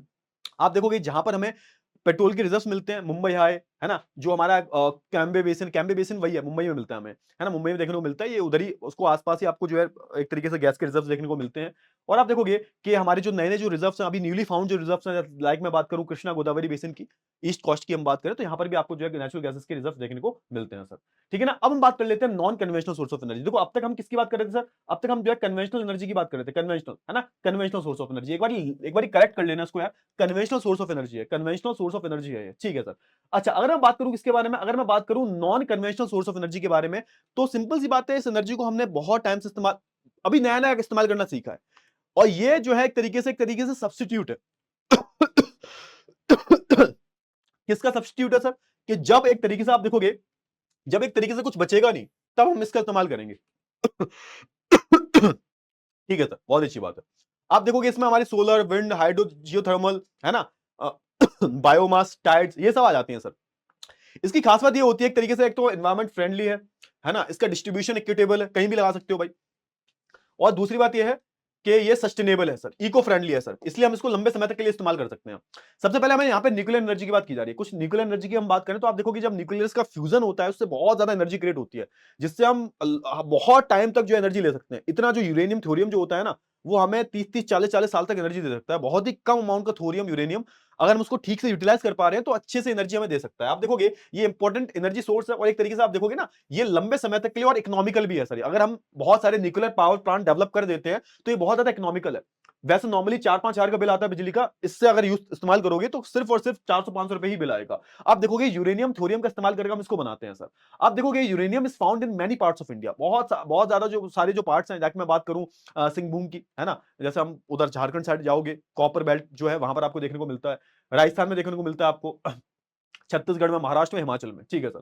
थोरियम की बात करें, थोरियम कहां से निकलता है? थोरियम एक तरीके से मोनाजाइट सैंड होता है सर, वहां से देखने को मिलता है ना? एक तरीके से आप देखोगे ये जो सैंड होता है, ये रेडिएशन वाला सैंड होता है, और यहाँ पर आपको जो है ये बहुत डेंजरस होता है वैसे, आसपास की जो पॉपुलेशन होती है उसको हटा दिया जाता है वहां से, है ना?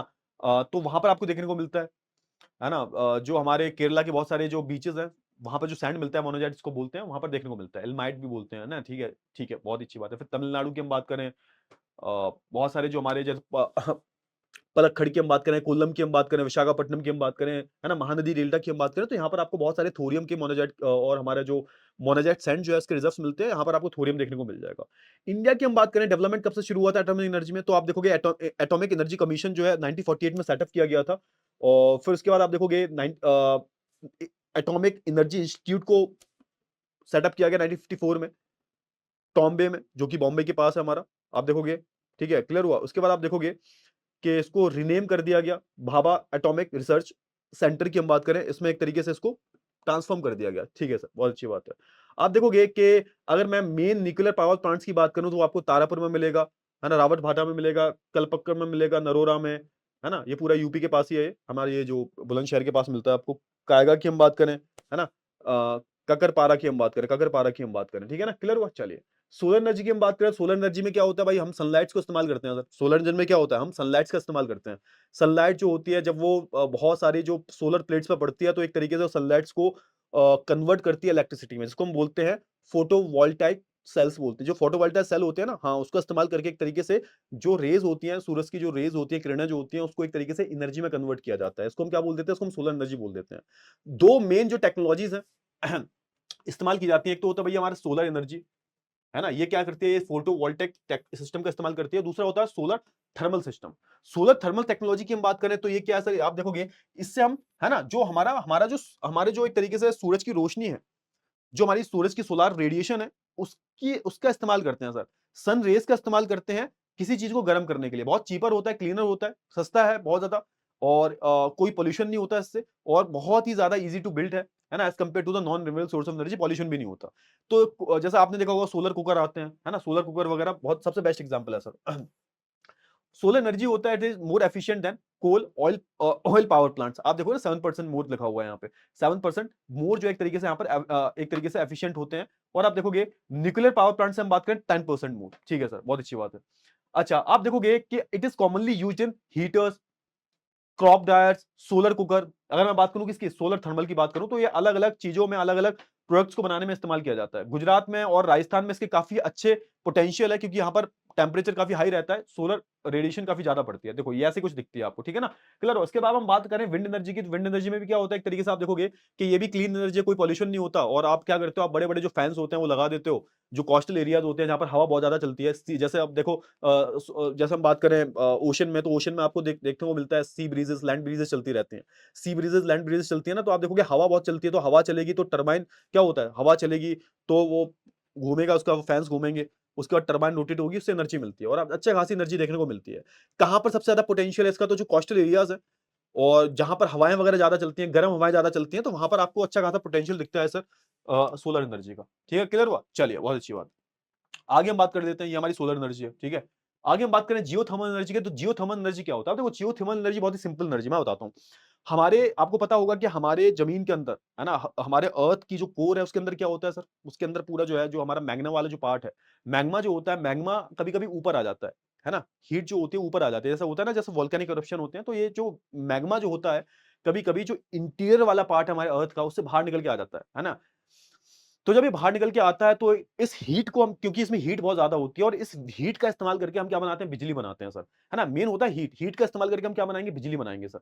अब ये जो हीट होती है इसको हम ना ट्रैप कर लेते हैं, और ट्रैप करके हम इसको एक तरीके से एनर्जी में कन्वर्ट कर देते हैं। इसको हम बोलते हैं क्या, इसको हम बोलते हैं जियोथर्मल एनर्जी, है ना। आप देखोगे इसको हम टैप कर लेते हैं सर, टैप करने के बाद आप देखोगे इसको हम कन्वर्ट कर देते हैं किसमें सर, इलेक्ट्रिकल एनर्जी में, है ना, क्लियर हुआ ना। चलिए इसके अलावा आप देखोगे कि जमीन के अंदर हमारा पानी भी होता है सर। जब पानी होगा तो पानी वो उधर साइड आप देखोगे पानी भी गर्म होता है, हॉट वाटर जो होता है ना वो निकलने लगता है सर, है ना। अब अच्छा, यहाँ पे एक शब्द का इस्तेमाल किया गया है गेजर्स, है ना। गेजर्स क्या होते हैं, एक तरीके से फाउंटेन्स होते हैं, आपने देखा होगा।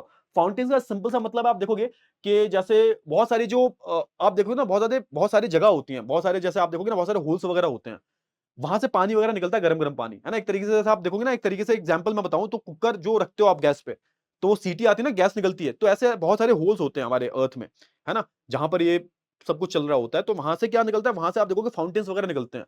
तो इन फाउंटेन्स का यूज करके भी हम क्या करते हैं, एक तरीके से आप देखोगे हम थर्मल एनर्जी को प्रोड्यूस करते हैं।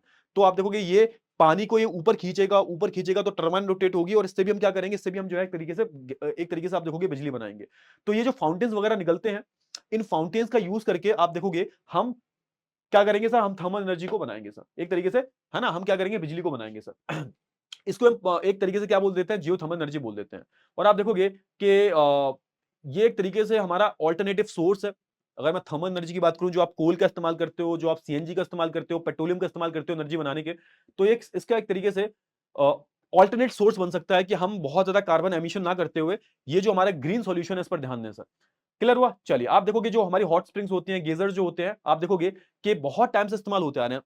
सिंपल सी बात है, देखो हॉट ये जो पानी निकलता है कहां से, जमीन के अंदर से निकलता है। अब क्योंकि जमीन के अंदर हीट ट्रैप्ड है सर, तो जब पानी ऊपर निकलेगा गर्म निकलेगा, और उस गर्म पानी को ही इस्तेमाल करके हम क्या कर रहे हैं सर, वो पानी ऊपर हम क्या कर रहे हैं, उसको खींच रहे हैं सर, उस पानी को हम खींच रहे हैं ऊपर, समझ में आया ना, उसको पंप कर रहे हैं, और जब पंप कर रहे हैं पानी ऊपर आ रहा है, तो उससे हम एनर्जी एक तरीके से क्रिएट कर रहे हैं, उससे हम बिजली बना रहे हैं सर। और आप देखोगे जैसे आपको सबसे अच्छा एग्जांपल देखने को मिलेगा मणिकरण। मणिकरण कहां पर है सर, तो आपको ये में देखने को मिलेगा, हिमाचल प्रदेश। जब कसोल साइड जाते हो ना हिमाचल में, तो आपको मणिकरण देखने को मिलता है, यहाँ पर आपको, है ना, पूरे जियोथर्मल एनर्जी देखने को मिल जाएगी सर। ठीक है, बहुत अच्छी बात है। फिर आप देखोगे थोड़ा सा बीर साइड जाओगे तो बीर में मिल जाएगी, बीर में ये जो बैजनाथ वाला जो पार्ट है, यहाँ पर आपको geothermal energy, geothermal power plant देखने को मिल जाएगा। क्लियर हुआ, चलिए अब ये देखो, ये हमारा, अब बात कर रहे हैं हम टाइडल्स की, टाइडल, है ना, टाइडल और वेव्स एनर्जी की। टाइडल और वेव्स एनर्जी की हम बात करें तो आप देखोगे कि समुद्र में क्या आते हैं, बहुत सारी टाइड्स आती हैं। अब टाइड्स क्या होती हैं, तो आप देखोगे कि समुद्र का पानी जो है वो कभी कम कभी ज्यादा होता रहता है, उसका लेवल अप डाउन होता रहता है। क्यों, क्योंकि जो सन है, जो हमारा ये बोलते हैं, क्या बोलते हैं, मून जो होता है ना, मून एक तरीके से क्या करता रहता है, अर्थ के चक्कर काटता रहता है। अर्थ के जब चक्कर काटता है तो एक तरीके से क्या होगा, जब अर्थ के चक्कर काट रहा है तो एक तरीके से उसको खुद का ग्रेविटेशनल पुल है सर। तो जब खुद का ग्रेविटेशनल पुल है तो ये भारी चीजों को खींच नहीं पाएगा, लेकिन पानी लिक्विड फॉर्म में होता है, तो पानी का जो एक तरीके से आप देखोगे ना, ये लेवल जो होता है वो कम ज्यादा होता रहता है, पानी को अपनी तरफ खींचता रहता है। तो आप देखोगे कि जैसे ये वाटर है सर, ये वाटर है ना, कभी वाटर का लेवल इतना ज्यादा होगा सर, कभी वाटर का लेवल यहां पर आ जाएगा, कभी वाटर का लेवल जो है यहां पर आ जाएगा। क्यों आ जाएगा, क्योंकि आप देखोगे ये मून है ना, मून एक तरीके से रिवॉल्व कर रहा है किसके अराउंड, अर्थ के अराउंड। ये मूवमेंट, ये जब मून घूमेगा तो आप देखोगे ये अपने साइड से क्या करेगा, अपनी तरफ जो है एक तरीके से इसको खींचेगा सर, ग्रेविटेशनल पुल है ना, तो पानी इधर साइड आ जाएगा।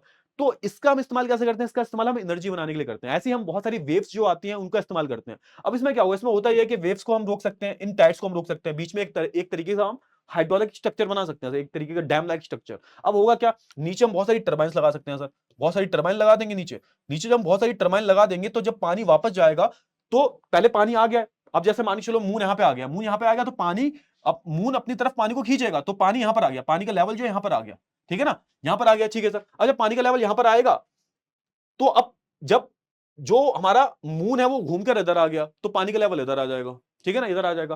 फिर क्या होगा, अब हम इस पानी को धीरे धीरे छोड़ेंगे इधर, इस पानी को हमने टैप कर लिया, रोक दिया हमने, हाइड्रोलिक हाइड्रोलिक स्ट्रक्चर बना दिया इधर, और इस पानी को हमने रोक दिया। अब धीरे धीरे इस पानी को हम छोड़ेंगे, धीरे धीरे धीरे धीरे धीरे जब इस पानी को छोड़ेंगे, स्पीड से पानी जाएगा तो ये क्या होगा, हमारी जो टर्बाइन है वो रोटेट होंगी, और उसके बाद क्या होगा, उसके बाद आप देखोगे बिजली बनेगी। तो ये होता है हमारा टाइडल और वेस्ट एनर्जी। इनका इस्तेमाल कर हम क्या कर सकते हैं, ग्रेट पोटेंशियल पर हम जो एक तरीके से अच्छा खासा बिजली बिजली बना सकते हैं। क्लियर हुआ ना? आई होप आपको इतनी चीजें जो है क्लियर हो गई होंगी।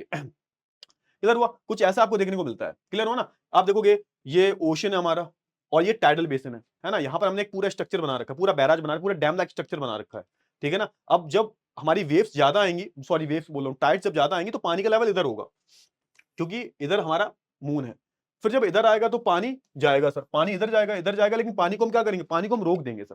पानी को जब हम रोक देंगे और पानी को धीरे धीरे करके छोड़ते हैं, जब धीरे धीरे करके छोड़ेंगे तो हमारी क्या लगी हुई है, टरबाइन लगी हुई है, टरबाइन रोटेट होगी और इससे क्या होगा सर, इससे एक तरीके से आप देखोगे हमारा हमारी एनर्जी बनेगी हमारी, ठीक है। क्लियर हुआ ना? अब लास्ट में बचा हुआ है क्या सर, लास्ट में बचा हुआ है हमारा, लास्ट में क्या बचा हुआ है सर, लास्ट में हमारा बचा हुआ है बायो एनर्जी। बायो एनर्जी में क्या होता है, आप देखोगे कि इस एनर्जी में हम क्या करते हैं, हम जो बायोलॉजिकल प्रोडक्ट्स हैं उनका इस्तेमाल करते हैं, जैसे जो भी एग्रीकल्चर रेसिड्यू जो जो अपशिष्ट जो होते हैं, जो बचा खुचा होता है हमारा, जो सड़ी गली चीजें होती हैं, है ना, म्युनिसिपल वेस्ट जो होता है, इंडस्ट्रियल वेस्ट जो होता है, उसको हम एक जगह स्टोर कर लेते हैं। जब एक जगह स्टोर कर लेते हैं तो एक प्रोसेस शुरू होता है, उसको हम बोलते हैं फर्मेंटेशन। फर्मेंटेशन जब शुरू होता है तो धीरे धीरे आप देखोगे वो मीथेन गैस को छोड़ता है। जब मीथेन गैस को छोड़ेगा वो, तो आप देखोगे इससे क्या होगा, जब वो मीथेन गैस को छोड़ेगा तो इससे क्या क्रिएट होगा, तो आप देखोगे जब वो मीथेन गैस को छोड़ेगा तो उस मीथेन गैस का इस्तेमाल करके हम एज अ फ्यूल की तरह इस्तेमाल करते हैं। मीथेन गैस को हम एज अ फ्यूल की तरह इस्तेमाल करते हैं कुकिंग पर्पस के लिए। आप देखोगे ना बहुत सारे गांव में इस्तेमाल किया जाता है, तो उसमें एक पाइप फिट कर देते हैं हम, और उस पाइप से आप देखोगे मीथेन गैस निकलती है, उस मीथेन गैस को हम जलाकर, है ना, कुकिंग पर्पस के लिए, हाउस होल्ड पर्पस के लिए इस्तेमाल कर सकते हैं। तो कहीं ना कहीं वो मीथेन गैस बहुत डेंजरस होती है, बट एक्चुअल में हम उसको, वही है ना कि आपदा में अवसर ढूंढो, कि जो भी सड़ी गली चीजें हैं, जो भी चीजें सड़ जाती हैं, गल जाती हैं, उसको एक जगह स्टोर कर लो। तो जब वहां पर एक क्या होगा, जब वहां पर आप देखोगे एक तरीके से, है ना, जब मीथेन गैस बनेगी तो उस मीथेन गैस का इस्तेमाल कर हम एक तरीके से अपनी जरूरतों को पूरा कर सकते हैं। क्लियर हुआ ना? चलिए, तो यहाँ पे bio energy is an potential source of energy. पहली बात तो बहुत पोटेंशियल है इसमें, और आप देखोगे इसको हम इलेक्ट्रिकल एनर्जी में भी कन्वर्ट कर सकते हैं, हीट एनर्जी में भी कन्वर्ट कर सकते हैं, और उसको हम कुकिंग के लिए भी इस्तेमाल कर सकते हैं। और आप देखोगे कि इसमें क्या होता है, इसमें जो वेस्ट है, जो भी गार्बेज है ना, एक तरीके से इससे हम एक तरीके से एनर्जी को प्रोड्यूस करते हैं। बहुत ही बढ़िया। आप देखोगे कहीं ना कहीं गांव की हम बात करें, जहां पर लोग लकड़ियों वगैरह का इस्तेमाल करते हैं, है ना, वुड्स का इस्तेमाल करते हैं, पॉल्यूशन होता है, तो उनके लिए बहुत ही अच्छा ऑल्टरनेटिव सोर्स है। क्योंकि हम क्या कर रहे हैं सर, एक तरीके से जो गार्बेज है उसको हम सेव कर रहे हैं, उसको हर जगह फैला नहीं रहे, उसको हम स्टोर कर रहे हैं सर। और एक तरीके से आप देखोगे कि पॉल्यूशन भी नहीं हो रहा इससे, पॉल्यूशन भी नहीं हो रहा, पॉल्यूशन भी रिड्यूस होगा इससे, है ना, सेल्फ रिलायंस भी बढ़ाएगा सर, है ना। और आप देखोगे जो हमें हमारा फ्यूल्स पे, वुड्स पर प्रेशर आ रहा है, फ्यूल वुड पर प्रेशर आ रहा है, लकड़ियों काटी जा रही है लकड़ियां वगैरह, उस पर भी प्रेशर कम होता है। और आप देखोगे कि एक तरीके से, है ना, जैसे यहाँ पे एग्जांपल भी लिया गया है, ओखला जगह है, यहाँ पर ओखला में ये सब किया जाता है। One such project converting the municipal waste into energy is Okhla. तो ओखला एक बहुत अच्छा एग्जांपल है। यहाँ पर क्या किया जाता है, ये जो वेस्ट होता है हमारा, उसको जो है एनर्जी में क्रिएट करते हैं। ओखला कहां पर है? दिल्ली में आता है पूरा वाला पार्ट, ठीक है ना। क्लियर हुआ? चलिए, फिर आप देखो conservation of mineral resources, conservation of mineral resources, ठीक है सर, ये लास्ट टॉपिक है हमारा। वो जो मैंने बताया था ना, वो कन्वेंशनल सोर्स ऑफ एनर्जी था वो, तो कन्वर्जन कंजर्वेशन नहीं था, वो कन्वेंशनल सोर्स ऑफ एनर्जी था, तो थोड़ा सा करेक्ट कर लेना उसको, ठीक है sir. Conservation of mineral source, अब यहाँ पे सिंपल सी बात है, यहाँ पे हर हर एक चैप्टर के एंड में आपको ऐसा टॉपिक दिया जाता है कि भाई देखो हमने बहुत ज्यादा इस्तेमाल कर लिया है, अब हमें सस्टेनेबल डेवलपमेंट करना पड़ेगा। सस्टेनेबल डेवलपमेंट का मतलब क्या है सर, कि हमें एक तरीके से अपनी जो इकोनॉमिक ग्रोथ है उसको बैलेंस तरीके से करना पड़ेगा, ताकि हम अपने एनवायरमेंट को प्रोटेक्ट कर पाए। तो पहली लाइन में यही बोला गया है। क्यों सर? क्योंकि आप देखोगे कि इससे क्या हो रहा है, जब हम एक्सेसिव यूज करेंगे तो उससे पोल्यूशन बहुत ज्यादा होगा, हम अपने एनवायरमेंट को बहुत ज्यादा एक तरीके से तकलीफ दे रहे हैं, समझ रहे हो ना, तकलीफ क्यों दे रहे हैं भाई, समझो कि इससे कार्बन एमिशन बहुत ज्यादा हो रहा है भाई, टेम्परेचर बढ़ता जा रहा है, बढ़ता जा रहा है, बढ़ता जा रहा है ना। हमारा जो एक तरीके से आप देखोगे ना, जो ग्लोबल टेम्परेचर है वो बढ़ रहा है सर, ग्लेशियर पिघल रहे हैं सर, तो हमने एक्सेसिव यूज कर दिया है। अब हमें उसको सस्टेनेबल यूज करना है, मतलब कुछ इस तरीके से इस्तेमाल करना है कि अभी की डिमांड्स पूरी हो और हम फ्यूचर में अपनी डिमांड्स पूरी करें। आप देखोगे कि हमें प्रोटेक्ट करना पड़ेगा सर, हमें अपने नेचर को, है ना, प्रोटेक्ट करना पड़ेगा, मिनरल्स को भी प्रोटेक्ट करना पड़ेगा, ताकि हम फ्यूचर के जनरेशन जो है, फ्यूचर जनरेशन जो है उसके लिए भी कुछ छोड़ के जा सकें। तो हमें अपने एनवायरमेंट को भी बचाना है, अपने रिसोर्सेज को भी बचाना है, ताकि इसको हम लंबे टाइम तक, लॉन्ग टाइम के लिए इस्तेमाल कर सकें। और इसके लिए क्या जरूरी है, इसके लिए जरूरी है कि हम विवेकपूर्ण तरीके से, समझदारी से जो है एक तरीके से आप देखोगे, है ना, मेच्योरिटी से काम लें, ठीक है। और हम एक तरीके से क्या कर सकते हैं, हम ऑल्टरनेटिव सोर्स इस्तेमाल कर सकते हैं, हम सोलर, विंड, वेव, है ना, धीरे धीरे टेक्नोलॉजी आप देखोगे ना डेवलप हो रही है, बहुत सारे घरों में आपको सोलर सोलर पैनल्स देखने को मिलते हैं। तो कहीं ना कहीं आप देखोगे डिपेंडेंसी जो है, अभी ये एनर्जी बहुत महंगी है सर। अब धीरे धीरे जब कॉमर्शियलाइजेशन होगा, सस्ती हो जाएंगी, तो आप देखोगे कि हम एक तरीके से क्या करेंगे, हम एक तरीके से इन एग्जॉस्टेबल सोर्स ऑफ एनर्जी को इस्तेमाल करेंगे, ऑल्टरनेटिव सोर्स ऑफ एनर्जी को हम इस्तेमाल करेंगे। क्लियर हुआ। हम क्या कर सकते हैं सर, जो भी मेटलिक मिनरल्स है ना, इनको हम एक तरीके से, है ना, जो भी स्क्रैप वगैरह, स्क्रैप मेटल्स में जो है इस्तेमाल कर सकते हैं। आप देखोगे जो भी हमारा कॉपर हो गया, लेड, जिंक हो गया, इसको क्या कर सकते हैं, इसको हम एज एक तरीके से आप देखोगे स्क्रैप मेटल की तरह इस्तेमाल कर सकते हैं। स्क्रैप में क्या होगा, आप देखोगे इसकी रिसाइकलिंग की जाएगी, और आप देखोगे कि हमें न्यू मिनरल्स की कम जरूरत पड़ेगी, क्योंकि जो भी कबाड़ पड़ा हुआ है उसको रिसाइकिल करो और फिर से वो नया हो जाएगा सर। तो हमें नए मिनरल्स पर डिपेंडेंसी नहीं रखनी पड़ेगी। ठीक है ना, क्लियर हुआ। चलिए आप देखोगे ये सारी चीजें बोली गई है। जो भी हमारे स्कार मेटल्स है, उनका हम एक्सपोर्ट कम कर दें, जिन पर डिपेंडेंसी, है ना, दूसरों की बहुत ज्यादा है, जो बहुत ही लिमिटेड है, रेयर अर्थ मिनरल्स होते हैं। जैसे आपने देखा होगा चाइना ने अब क्या किया, चाइना ने जो रेयर अर्थ मिनरल्स हैं उनको एक्सपोर्ट बैन कर दिया कि हम जो रेयर अर्थ मिनरल्स जो हैं वो नहीं देंगे। जैसे रेयर टाइप्स ऑफ मैग्नेट्स आती हैं, जो जिसका इस्तेमाल जो है बैटरी बनाने के लिए किया जाता है, चाइना ने मना कर दिया कि हम नहीं देंगे। तो ये भी बहुत इंपॉर्टेंट होता है कि आप जब किसी चीज की कमी है, जब किसी चीज की स्कार्सिटी है, किसी मिनरल की स्कार्सिटी है, तो एक काम करो, उसका जो एक्सपोर्ट है वो कम कर दो। क्यों?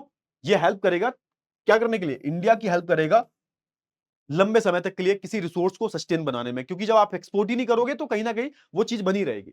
तो ये सारे जो कदम है वो हमें उठाने चाहिए, है ना। लोग उठाते भी हैं, चाइना ने उठा लिया भाई, चाइना ने जो रेयर अर्थ मिनरल जो थे उनको बैन कर दिया, एक्सपोर्ट नहीं कर रहे, वो उनको देने ही नहीं है।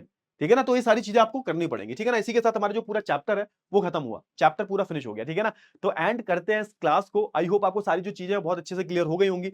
तो अब हम मिलेंगे नेक्स्ट क्लास में, तब तक के लिए अपना ध्यान रखिएगा। Bye bye, take care.